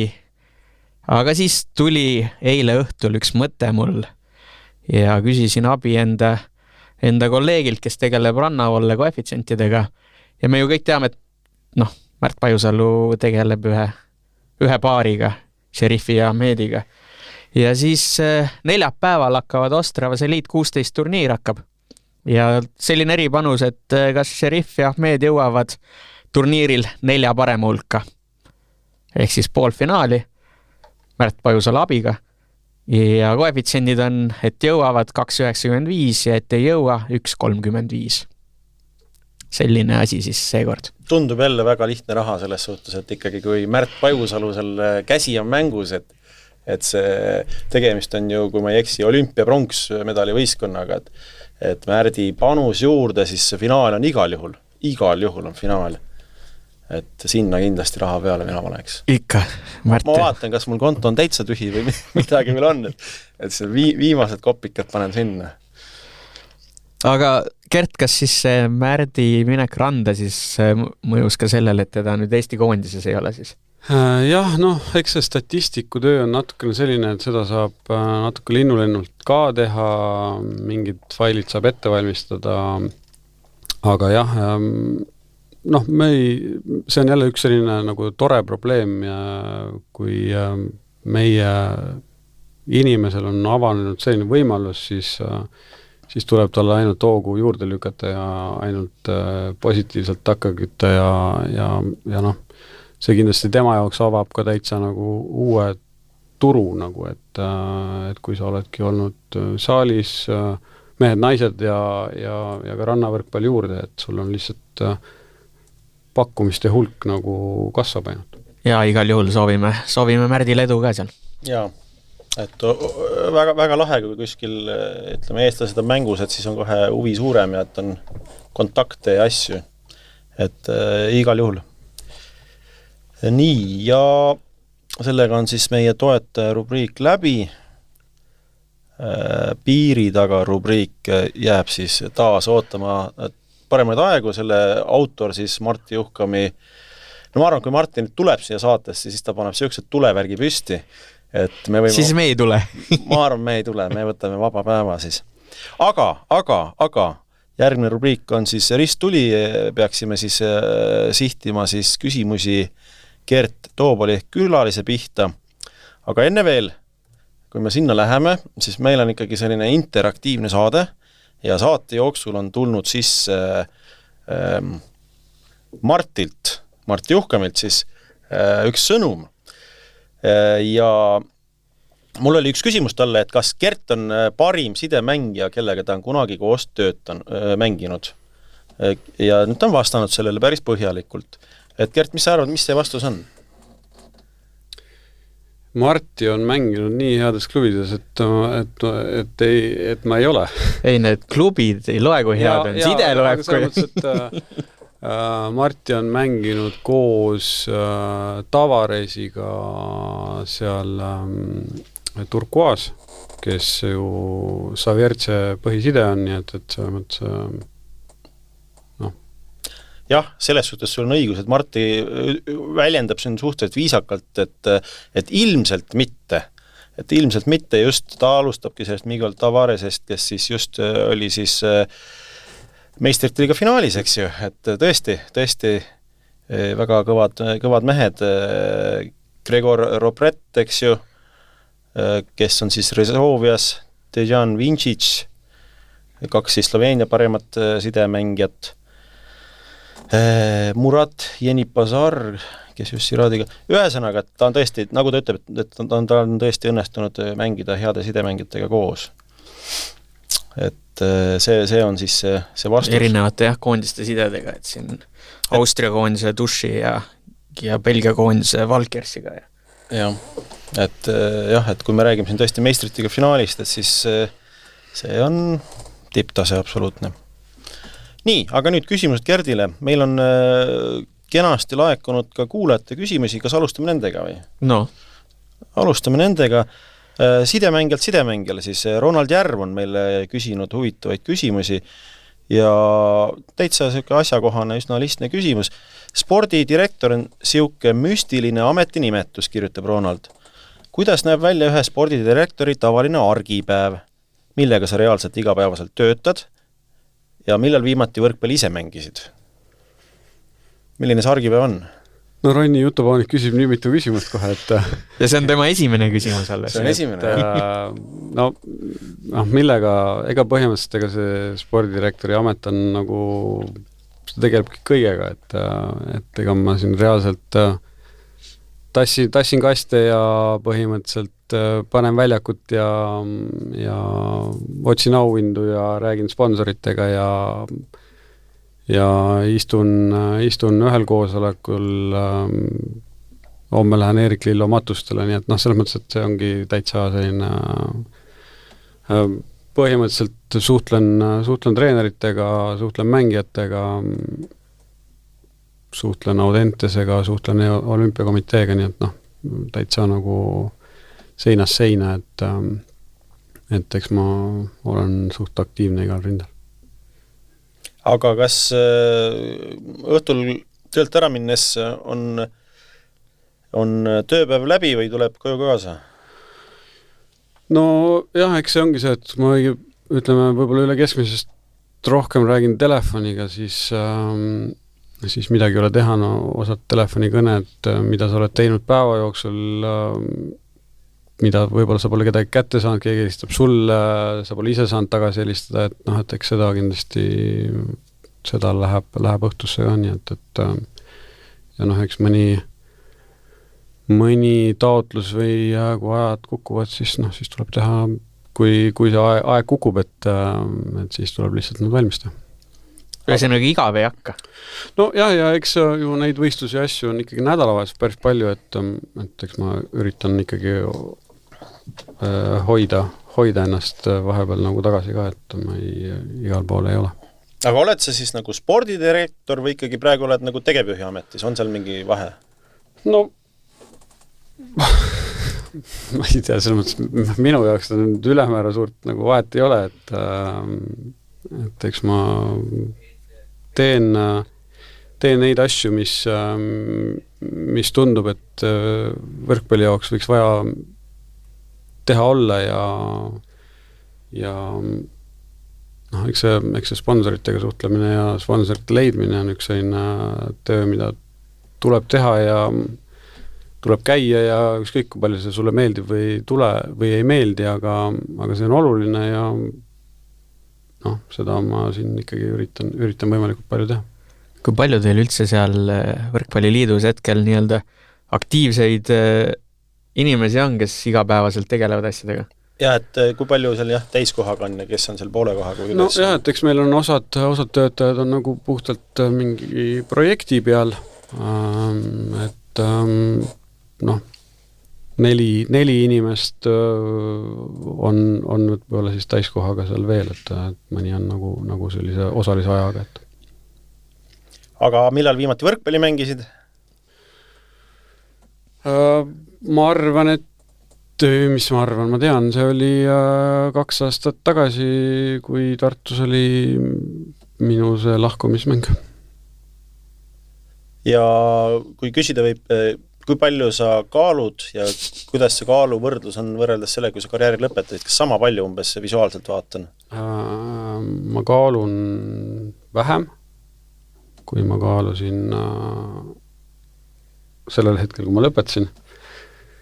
Et minu kaal kukkus 4-5 kilo. Ja lihast arvelt siis või? Jah. Ja põhimõtteliselt siis, ütleme siis sinna sektorisse ta on enam-vähem. Kas sa oled nagu mingis mõttes nagu õnnelik inimene, et sul ei ole kunagi olnudki probleemi selle, ütleme kaalu hoidmisega, mis võrkpallilöörile on ka ju väga tähtis, eks ju? Või sul lihtsalt on harjumused elu nii tervislikud, et sul ei tulegi neid? Ma ei saa päris nagu öelda, sest paneme siia mõne teise endise mängija kõrvale, ma ei hakka nimesi nimetama, aga näiteks üks Pärnust oli üks tuntud reisimees Jaanus Nõmsalu. Kas sa oled teda nüüd näinud? Ta on väga tubli olnud. Ei, aga ma mõtlen esialgu, ta võttis ju väga palju juurde. Et ma ei ole võtnud, eks ma olen ikkagi üritanud jälgida ja üritanud hoida ennast, et selliseid asju ei juhtuks. Ei, väga ilus eeskuju. Järgmine Ronni küsimus. Kust hetkel Eesti võrkpallis king pigistab, ehk mis on mured, mis vajavad lahendamist ja mis sinu hinnangul võiksid olla lahendused? Alates püramiidi alt kuni tipuni välja nii saali kui ka rannavõrkpallis. Kuradi Ronni. See on päris pikk küsimus, aga kui nüüd lühidalt vastata üritada. Siin oleks vaja pikemat või täitsa uut saadet, nii et no aga kõige akuutsemad asjad. Ega me peame, midagi ei ole teha, et võrkpall parem välja näeks, meil on vaja vähemalt ühte võistkonda meeste liigasse juurde. 6, ma arvan, et võiks olla minimaalne. Saaremaa tagasi. See on kindlasti julgustus ja üleskutse aktiivsetele inimestele. Meie probleem treenerimaastikul on see, et meil on järjest vähem treenereid, kes on täiskohaga treenerid, kes teevad teist töökohta, 3. töökohta ja nende treenerite koormus on päris suur. Ma muretsen nende pärast, et seda ütleme siis sellist kõrbemist ei oleks, aga midagi ei ole teha, seda kindlasti sellise koormuse juures tuleb. Ma muretsen väga hea tasemel noormängijate pärast, kuna nende koormus on natukene üle mõistuse, neid rakendatakse kõikidel rindel nüüd ja kohe, me peame oma parimate mängijatega paremini ringi käima, targemalt ringi käima, see on kindlasti üks suur murekoht ja midagi ei ole teha, me peame tegema oma valikuid, kuidas me valmistume ette oma siis neid parimaid mängijaid, et kas me lähme sellisel, kuidas ma siis ütlen, liigume edasi noortekoondise vanuse baasil või me hakkame ikkagi nagu otsima neid paremaid mängijaid, kes ka tõesti ise tahavad ja valmistama neid ette nagu individuaalselt rohkem.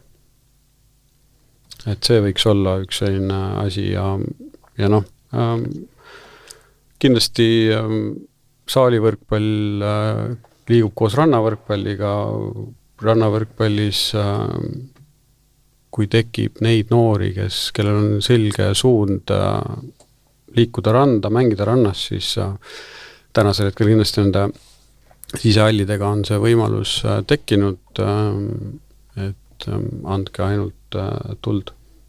Ma torkan siia vahele ühe omapoolse küsimuse, et kas see oli, kui ma õigesti mäletan, 2019, kui tuli järsku pilti lumevõrkpall, isegi Eesti meistrivõistlused sai peetud ja ma isegi võtsin sealt osa, 3 võistkonna hulgas sai võetud väga tugev pronksmedal koos Hanno Pevkuri ja Mirko Kännuga.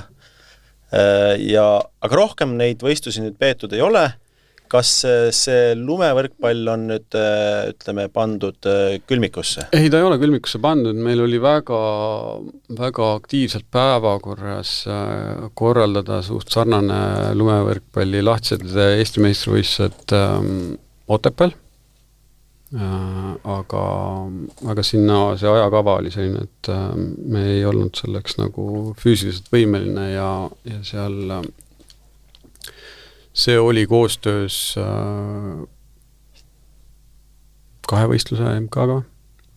Jah, võis olla küll. Jah, et selline plaan meil oli ja me isegi nendega natukene sellel teemal rääkisime, aga jäime natukene aja ette ja kindlasti seda üritust tasuks teha mingisuguse sellise talispordi ürituse raames või selle sees, et noh, kindlasti ta mingisuguse oma väikse jälje jätaks aga see ei ole nagu päevakorralt maas, et ma arvan, et sa saad oma võimaluse kaitsta oma pronksi. Võtta vähemalt hõbe. Tulen appi. No vaata, sinna peame küll panema selle võrkpallivõngete võistkonna siis välja. Nii, aga Ronni ei jäta, tal on veel üks küsimus ja veel parem kui eelmised. Kas Eesti Võrkpalliliit on täna potentsiaalsetele sponsoritele atraktiivne? Ja kuidas sinu hinnangul võiks seda atraktiivsust veelgi suurendada? No me oleme arvatavasti tänasel hetkel nagu koondised, nii naised kui mehed nagu suutnud täitsa okeilt ära katta. Me peame kindlasti paremini suutma müüa rannavõrkpalli ja noh, neid noorte projekte samamoodi, et see kõik võtab lihtsalt natukene aega, see tahab sellist personaalset lähenemist inimestele ja see, noh, mina leian, et seal võimalikult vähe sellist tõmblemist ja tulebki lihtsalt nagu rahulikult rääkida, otsida, suhelda inimestega ja siis jõuda lõpuks nende inimesteni, kes oleks valmis sinna toetama ja aitama mingit konkreetset projekti, et eks kui me käime potentsiaalsete toetajate juures ju, siis me ju tegelikult ju küsime nende käest ka, et mis suunal nad tahaksid meid aidata, et mis me siis nagu saamegi neile pakkuda, kuna võrkpall on ikkagi nii lai ja noh, meil on ju põhimõtteliselt kõik, noored, vanad, amatöörid, tipud, aga jah, et sealt see sisend pigem ju tulebki siis esimene sisend tuleb selle toetaja käest. Nii. Aga kindlasti saab paremini see müüa. Noh, eks mingil määral on ikkagi vaja natuke vist sellist firmat ka taha otsida, kes on kogu Baltikumis, kui sa tahad hakata müüma seda liigat ka? No jah, see meil, ütleme, tänasel hetkel me oleme osadega rääkinud, kui me räägime siis sellest Balti liiga meeste Balti liiga toetajast, siis või ka naiste Balti liiga toetajast, siis seal peab olema see huvi, Läti ja Leedu huvi samamoodi, et kui sealt üks riik enam huvi ei paku selle firmale, siis ta pigem seda tegema ei hakka. Ronaldi küsimused on siis saanud vastuse. Ma arvan, et teda ennast tuleks ka õnnitleda, et kui ma ei eksi, siis ta sai nüüd just hiljuti tehtud oma mis on vandeaudiitori eksami. Ja ta ju läheb kohe varsti MM-ile ka võrkpallis. Mis MM see oligi? Töölisklassi MM. Töölisnoorte MM. Et soovime muidugi edu Eesti koondusele. Ma saan aru, et see küll on suuresti ühe klubi baasil moodustatud mingil põhjusel. Aga töö käib, ütles Ronni. Jah, neil on laager praegu. Et vähemalt mingid Eesti võrkpallurid on töös, mis tuletab mulle meelde, et ma lubasin ka Robert Tähele teda kiita, tõesti väga innukalt ta tegi harjutusi, et see Martini see hirm, et kui see koondis alustab hiljem, et koondislased kuskil rannas joovad ja laaberdavad. Tsiteerisid mind praegu, jah? No mälu järgi. Et eks me ju Rene Teppanit ma Audenteses näen tihti Märt Tammearud oli seal samamoodi liikumas, nii et ja teisest küljest, kui naiskond on meil praegu Audentesest teeb vabatahtlikkuse alusel tööd, siis seal on vahepeal päris korralik seltskond koos. Ja ma küsingi siia ära see naiskonna vabatahtlikkuse alusel, et eelmises saates ma küsisin, et miks ei võiks noored Eesti mehed vabatahtlikkuse alusel, et ei peagi need tundub, et teevad, aga individuaalselt. Jah, aga oleks ju tore treeneritega koos teha, jah? No selle mõttes meil on Tallinnas ongi selleks kohaks Audentes ja Lauris Jetselneks, kelle juures mängijad käivad. Selge. Nii, järgmisena võtame ette lühemad ja konkreetsemad küsimused taas meie healt kuulajalt ja kirjasaatjalt Georg Sonnelt. Küsimused Gerdile. Kui palju maksaks selline videovaide süsteem, mis võimaldaks ka block-out vaide võtta?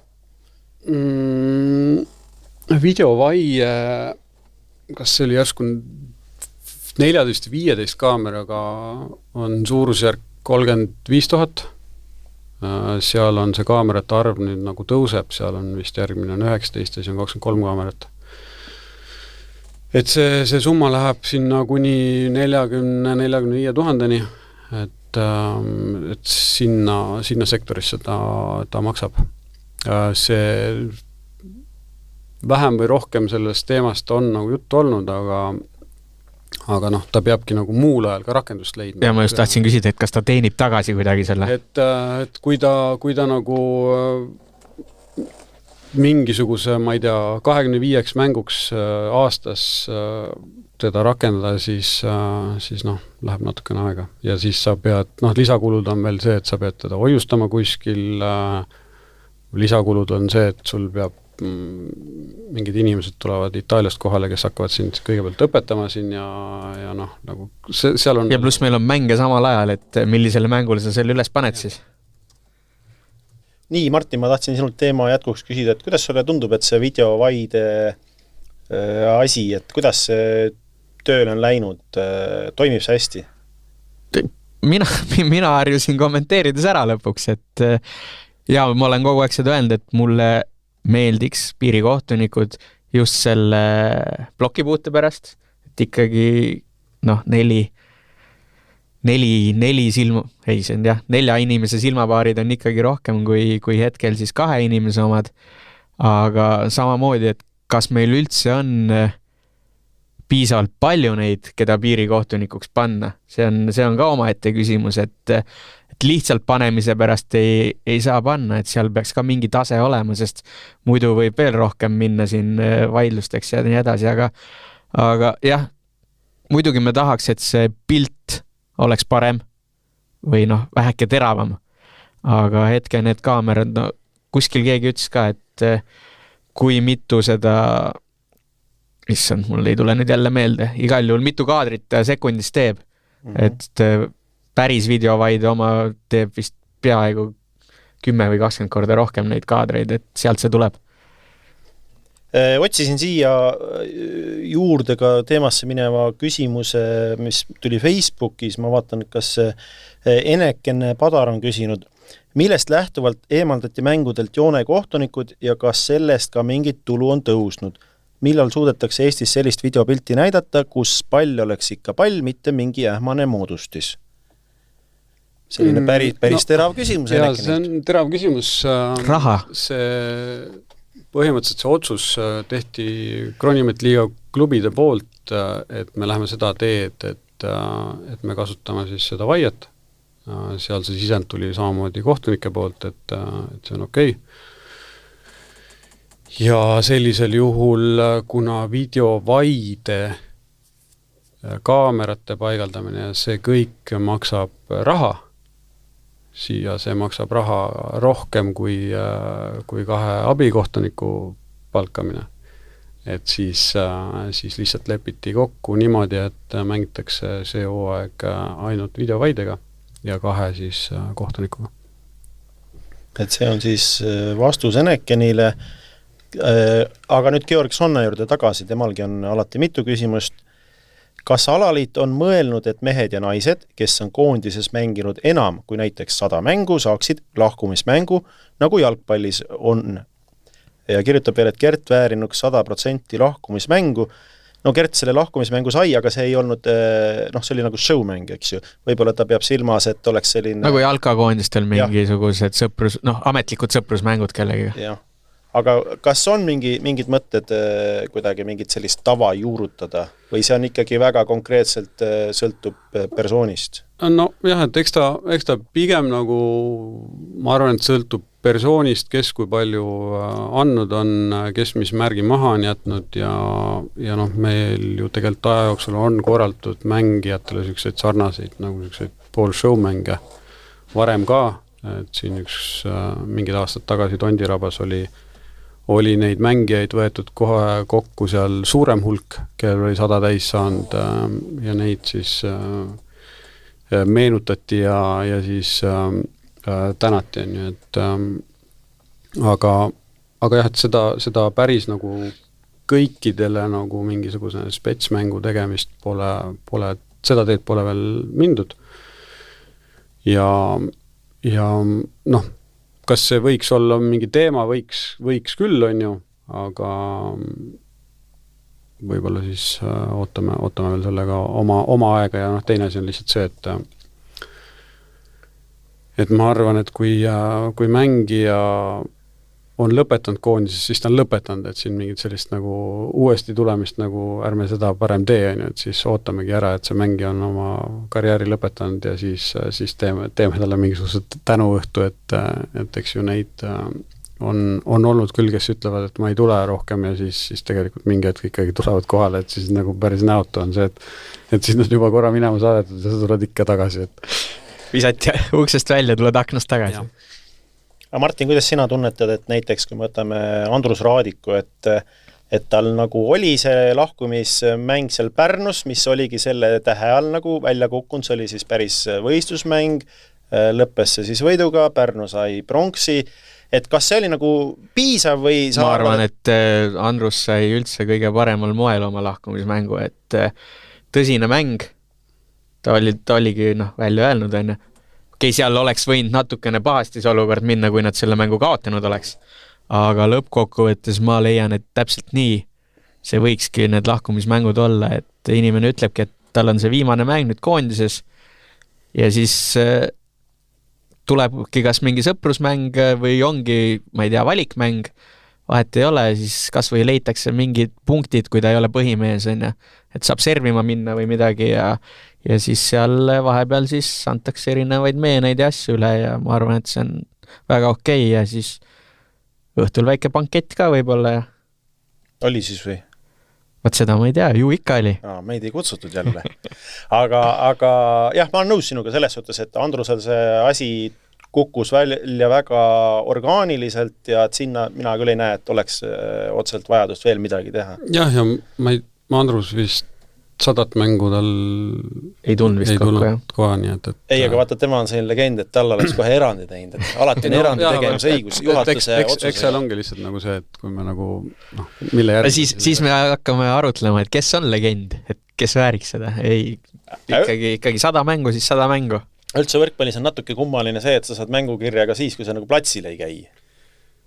Sina vist see 308, et ilmselt kõik platsil käinud, aga... No jah, et üks asi, mis kindlasti muudeti, mis minu mängude arvu ka kõvasti vähemaks võttis, oli see, et ei saanud koondise mängukirja klubidega mängides.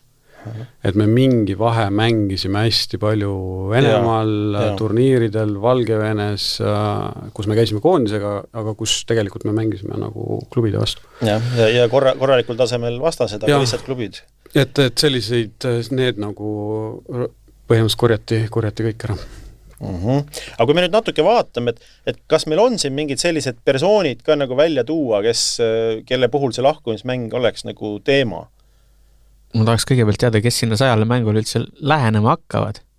Ei, aga mina mõtlen, et kes hakkavad lõpetama, et kelle lõpetamisest tuleks nagu sündmust teha? No Ardo Kreek kindlasti, jah. Jah, esimesena tuleb meelde. Aga ta ei lõpeta ju veel? Ei, ta veel ei lõpeta, jah. Aga ma arvan, et ta on kõige lähemal nendest, et endine koondise kapten. Aga kas... Ja Oliver Venno kindlasti, kui ta peaks lõpetama, eks ju, tema vääriks mingit, et see ei sobiks ju päris, et kui ta Kataris mängib mingi mängu ära ja see oli viimane, eks ju. Ja kindlasti naistest Liis. Ja. Liis Kivilo, et selles mõttes, aga kuna ma nägin teda üks päev koondise trennis, nii et tasub sellega oodata. Selge, saime siit ka uudise vist, aga... No jah, lihtsalt, et... Nähtud Audenteses. Audenteses nähti spordiriided seljas, nii et aga lihtsalt, naiskonnas on avatud trenn ja kõik on siin oodatud. Aga kui veel rääkida teenekatest võrkpalluritest, et kas meil on teada, mida teeb Keit Pupart? Äkki ta on ka otsustanud, et lõpetab? Ma arvan, et Keit ei ole lõpetanud, nii et Keit, ma arvan, ootab välismaalt pakkumisi.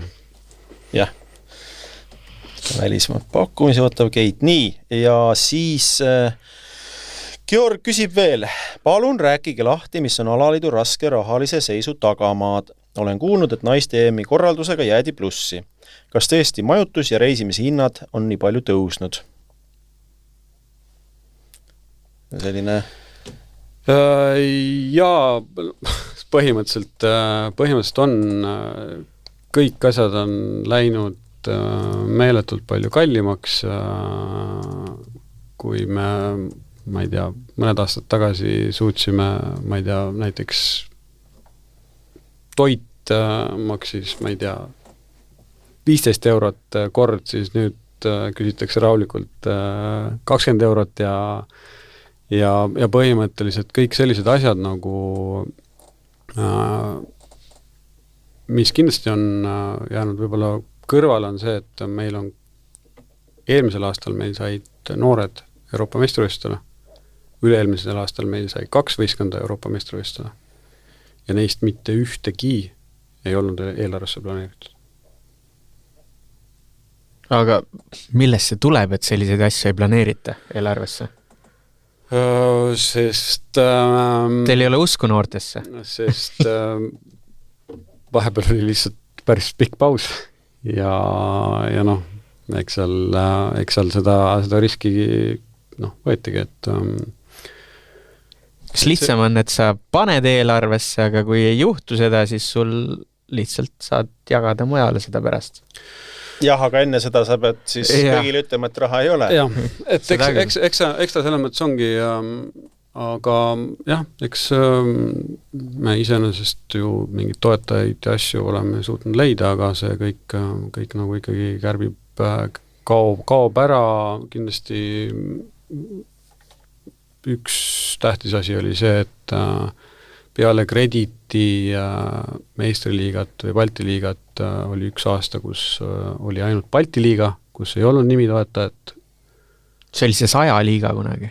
jah, enne seda veel oli see 100 liiga, et seal oli nagu selline auk, mis ju ka tegelikult lõi samamoodi alaliidu rahakotti.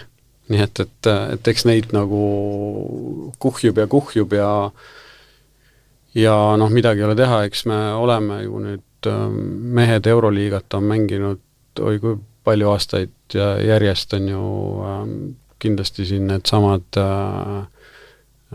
vahepealne maailmaliiga aasta, Challenge Cupidele jõudmine kaugemale, siis noh, ma ei tea, 3 päeva aega ja sa pead Mehhikosse 20 inimesele piletit leidma, noh, kõik mingid sellised asjad, vaata, et eks Võrkpalliliidu ülesanne ju ei olegi kasumit teenida, on ju, aga noh, eks me oleme nagu, meil on hästi läinud ja see on meie oma elu raskeks teinud ja tänasel hetkel lihtsalt meil seda aastat nüüd nagu oli väga vaja, et meil edaspidi oleks juba jälle nagu palju lihtsam.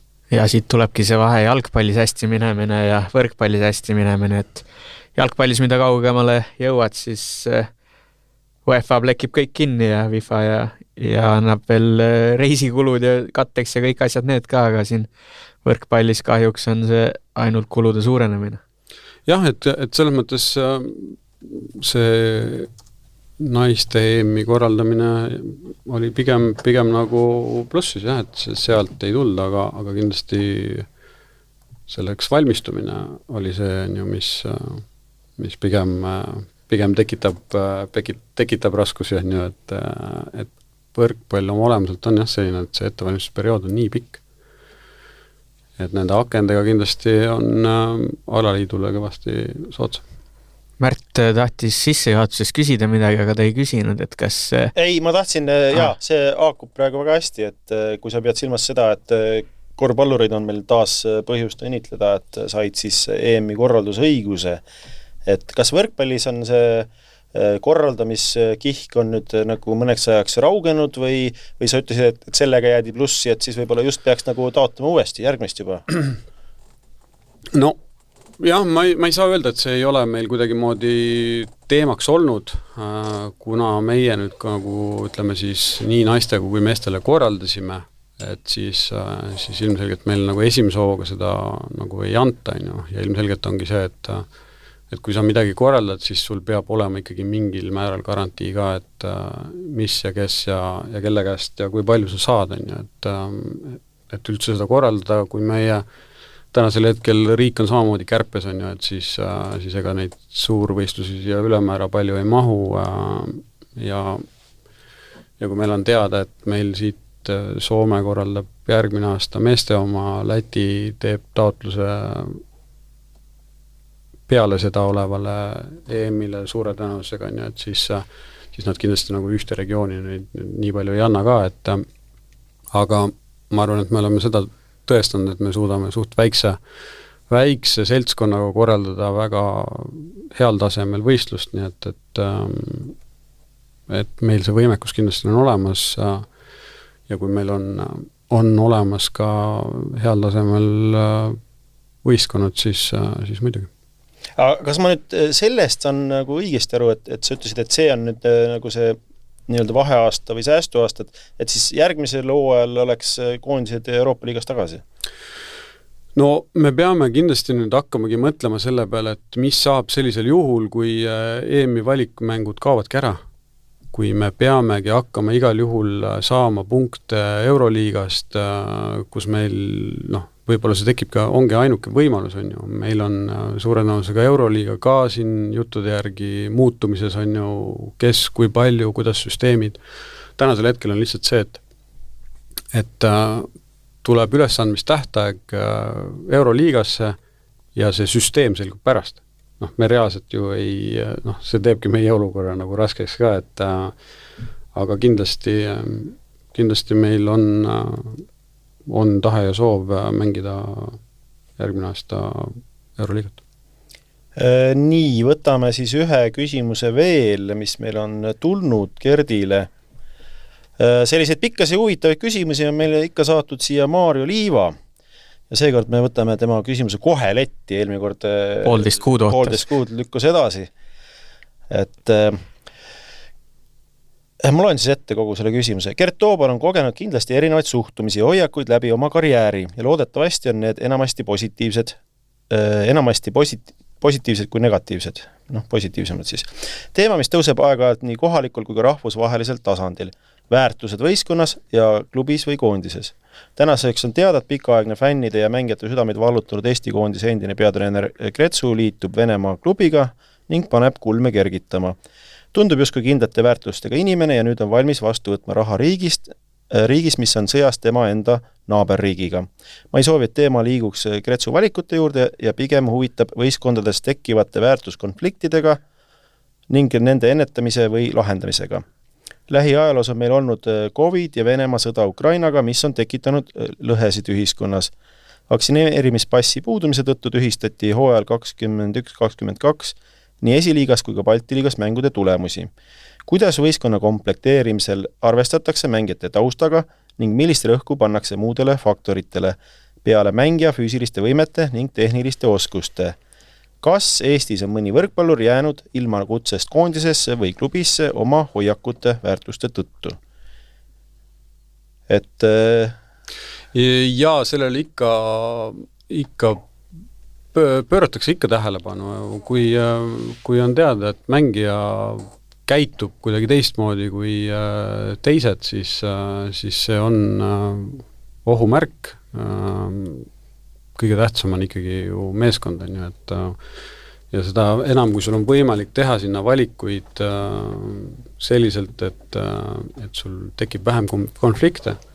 Et üldiselt ju need... Aga kes on olnud sellised konfliktsed mängijad, keda sel baasil siis ei taheta kutsuda või mingid näiteid alati teha? Ei, ma ei mõtle üldse nagu...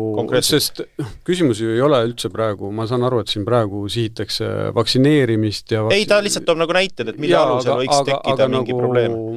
Ütleme, muul teemal ju varasemalt on lihtsalt see, et on ju, kui mõni mängija on jobu, siis ta on jobu, on ju, noh, et kui see nagu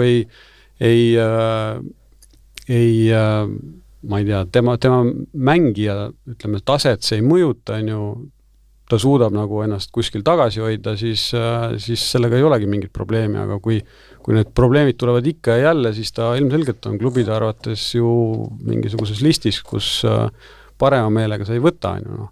Lõppkokkuvõttes ongi jälle see, et mingil hetkel keegi võib-olla arvab, et anname uue võimaluse, on ju, et las ta proovib. Et eks ju neid pahasid poisse ju ikka liigub ringi ja noh, aga ega neid ju nüüd nagu ülemäära palju ka ei ole, et see pigem on ikkagi selline 1-2 nime, kes aeg-ajalt kuskil midagi teevad ja siis nad ju, noh, sa jäädki ilma töötajaga, see midagi ei olegi, et sa ei saagi ju päriselt nagu oma mingisuguseid tõekspidamisi või õiguse kuskil nõuda, kui need on, ütleme, selliste tavapäraste reeglite vastased, on ju, et... Martin, kes võiks olla Eesti võrkpallis mingid pahad poisid? Ma arvan, et äkki see sama Andrus Raadik, kellest me rääksime oma noorusaastatel, võib-olla ei saanud näiteks koondise kutset või midagi oma tegude tõttu. Aga kindlasti nagu Andrus ei ole nagu kuidagi moodi selle pärast jäänud koondisest kindlasti mitte väärtuste või nende asjade. Temaga lihtsalt käisid kaasas nooruses peod ja asjad rohkem ja võib-olla selle pärast. Aga otseselt keegi nüüd küll selle pärast pole jäänud, ma ei tea, koondise kutseta, kui me räägime, on ju, et noh, kindlasti klubides on neid valikuid ju palju lihtsam teha, on ju, et sul on valik nii palju suurem, et ma ei tea, see, et kui keegi kuskil mingid totrusi, me võtleme võrkpallurid teevad ikka suht vähe totrusi ka. No koondises minul tuleb üks näide, ma ei oska öelda täpselt seda põhjust, aga mingil hetkel valikus ei kuulunud tasemelt sinna nagu sobiv Anna Kajaline. Et ma ei ütle, et see on nagu otseselt väärtustest tulenev, aga kuidagi see millegi pärast seda nagu ei kaasatud. No üldiselt see on ikkagi nagu puhtalt mängija enda otsus. noh, ta nagu lihtsalt väljendabki oma... Ei, vist oligi, et võib-olla ta oli paar korda nagu loobunud ja siis vaadati, et noh, et ta ei ole huvitatud sellest. No jah, et eks seal ju... Ja siis teda enam juba ei kutsutud. Ja, et sa nagu ei saagi ju lõpmatuseni kedagi kuskil taga otsida, on ju, et kui ta on sulle mitu korda juba nagu ära öelnud, on ju, ta pole, noh, ütleme, tipptasemel sportlasel on väga lihtne oma meelsust väljendada, kui sa midagi soovid, on ju. Sul paneb ajakirjanik mikrofoni, vahet ei ole, mis ajakirjanik su käest küsib, sa saad selle oma jutu nagu igal juhul ära rääkida, on ju. Anna kas või seda pidi teada, et näed, et noh, ma ootan või ma soovin või ma tahan, on ju.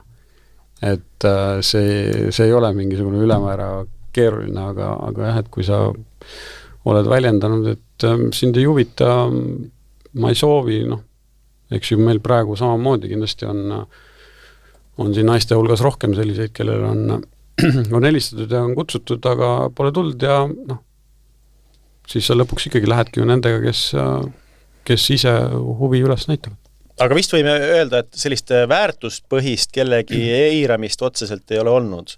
Lamemaalasi meil ei ole vist ka. Või keegi, kes põletaks Eesti lippu või? Ja no mingid usulised või mis iganes, et noh, eks siin ju mingi hetk oli, see vaktsineerimise teema oli, kõigil olid need asjad olemas ja noh, ei olnud küll üldse, see ei tekidki kuidagi mingi päevakorda mingisugust probleemi. Aga Martin, panid tähele, kuidas nagu tõmmati sulle ka vett kõvasti peale, et vahet pole, mis ajakirjanik küsib, paneb sulle mikrofoni, sa saad ikka oma juttu rääkida. Et järgmine kord, kui sa neid intervjuusid teed, et siis tuleta välja, et vahet pole, mis sa küsid. Märt, ma pean sulle ütlema, ma ei ole ajakirjanik. No, aga sina teed kõige rohkem intervjuusid. Aga lihtsalt see ju nii on ju, et sa igal juhul, sa leiad selle hetke, et sa saad oma mõtteid edastada. Ja ütlegi, et näed, väga korda läinud hooaeg ja nüüd ootan suvel kutset, et tahaks mängida koondises. Ja. Ma lihtsalt natuke üritasin Martinit ka nöökida, et kuidagi nagu järgmine hooaeg hakkame Märt tegema koostööd, mina kommenteerin ja sina hakkad intervjuusi võtma. No, läbirääkimiste küsimus. Nii, lööme need küsimused lukku. Kas sa tahad isiklikult veel midagi küsida Gerdilt? Ma vaatan, et kell on päris palju, et küsi nüüd või vaiki igavesti. Ei, ega ma sain selle oma küsimuse küsitud juba enne, aga tegelikult ma olen kõikidelt mängijatelt enam-vähem küsinud, et millal sa enda jaoks kõige paremat võrkpalli mängisid, mis sooajal ja mis klubis? Gert on kindlasti mängid koondises kõige paremat, ma arvan. Ja ma arvan, et ma ei olegi selle peale niimoodi mõelnud. See kindlasti on mingisugune selline koondise suvi, kus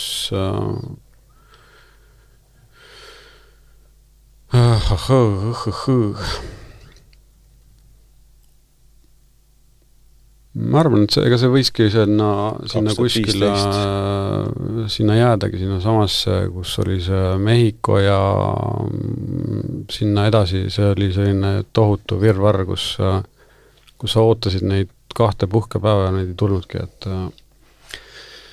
et arvatavasti ta sinna nagu jäi, et ja eks ma klubides ka pigem ma olen ikkagi selliseid suht stabiilseid asju teinud, et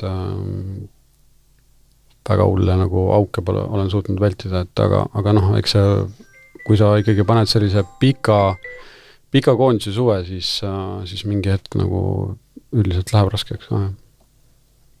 No nii, kell on tiksunud siin oma soodu, risttules, Gert Toobal on meil siin ikkagi auklikuks juba lastud praktiliselt. Rubriik meediasoovitus, ega väga palju soovitada ei ole.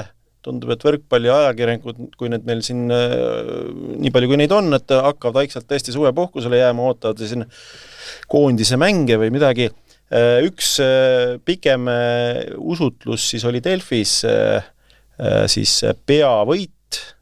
Janar Soo, uus podcast. Sai seal Robert Tähega kokku ja pikalt lahati siis nii tema karjääri kui ka siis viimast EM-i ja kõike muud, et see on selline pikem rahulik kuulamine, võtke ette. Martin, jäi meil veel midagi silma? Ega ei jäänud. Ega väga ei jäänud. Mariel Gregor ei ole ka viimasel ajal midagi välja lasknud enam. Mariel Gregor töötab teil ikka või? Ma ei tea, saavad ikka enne meie saadet tegi ikka mingi kõva loo, aga nüüd vaadake, rannavõrkpalli uudiseid on meil seal päris palju, nii et... Ahah, no soovin Marielile edu. Georg Sonne on siin noori esile toonud ja intervjueerinud, teeb sellist tänuväärset vabatahtlikku tegevust, kiidame teda ka taas ja jääme siis ootama neid lugusid. Nii, Martin, sina tavaliselt korraldad meil siin erinevaid auhinnamänge ja asju, et mida, keda, kellele? Ja anname siis ühele küsijale ära 100 eurot spordipanustamise krediiti Coolbetis ja meil variantideks olid Ronni, Maarjo Liiva ja Georg Sonne. Georg ja Maarjo on juba auhinnad saanud, nii et Gert siis valib vist Gert valib Ronni. Ja Ronni oli pikad ja tüütud küsimused, nii et aga Ronni tegi sellise karmi mustade meie eest ära, et võttis seal kõik teemad läbi, et ma arvan, et igati sobib talle. Ja ma võtan Ronni sinuga ühendust, ma tean, et sa oled meie igakordne kuulaja ka ja siis paneme sulle kontole 100 eurot ja naudi, aga vastutustundlikult. Jaa, et oli tore teiega olla, täname Gerti siia tulemast, ootame jätkuvalt teie kirju, mõtteid, andke ideid, keda te tahaksite stuudios veel näha, mis teemasi käsitleda ja siis järgmiste kordadeni umbes 2 nädala pärast. Jah. Ja suur tänu kutsumast ja jõudu teile, et väärt asja teete. Ja jõudu Alaliidule. Just. Tšau. Tšau. Võrkpallivõnked võtab võrratud vollelahingud pulkadeks lahti ja otsib vastuseid matšide järelvõngetena tekkinud põletavatele küsimustele.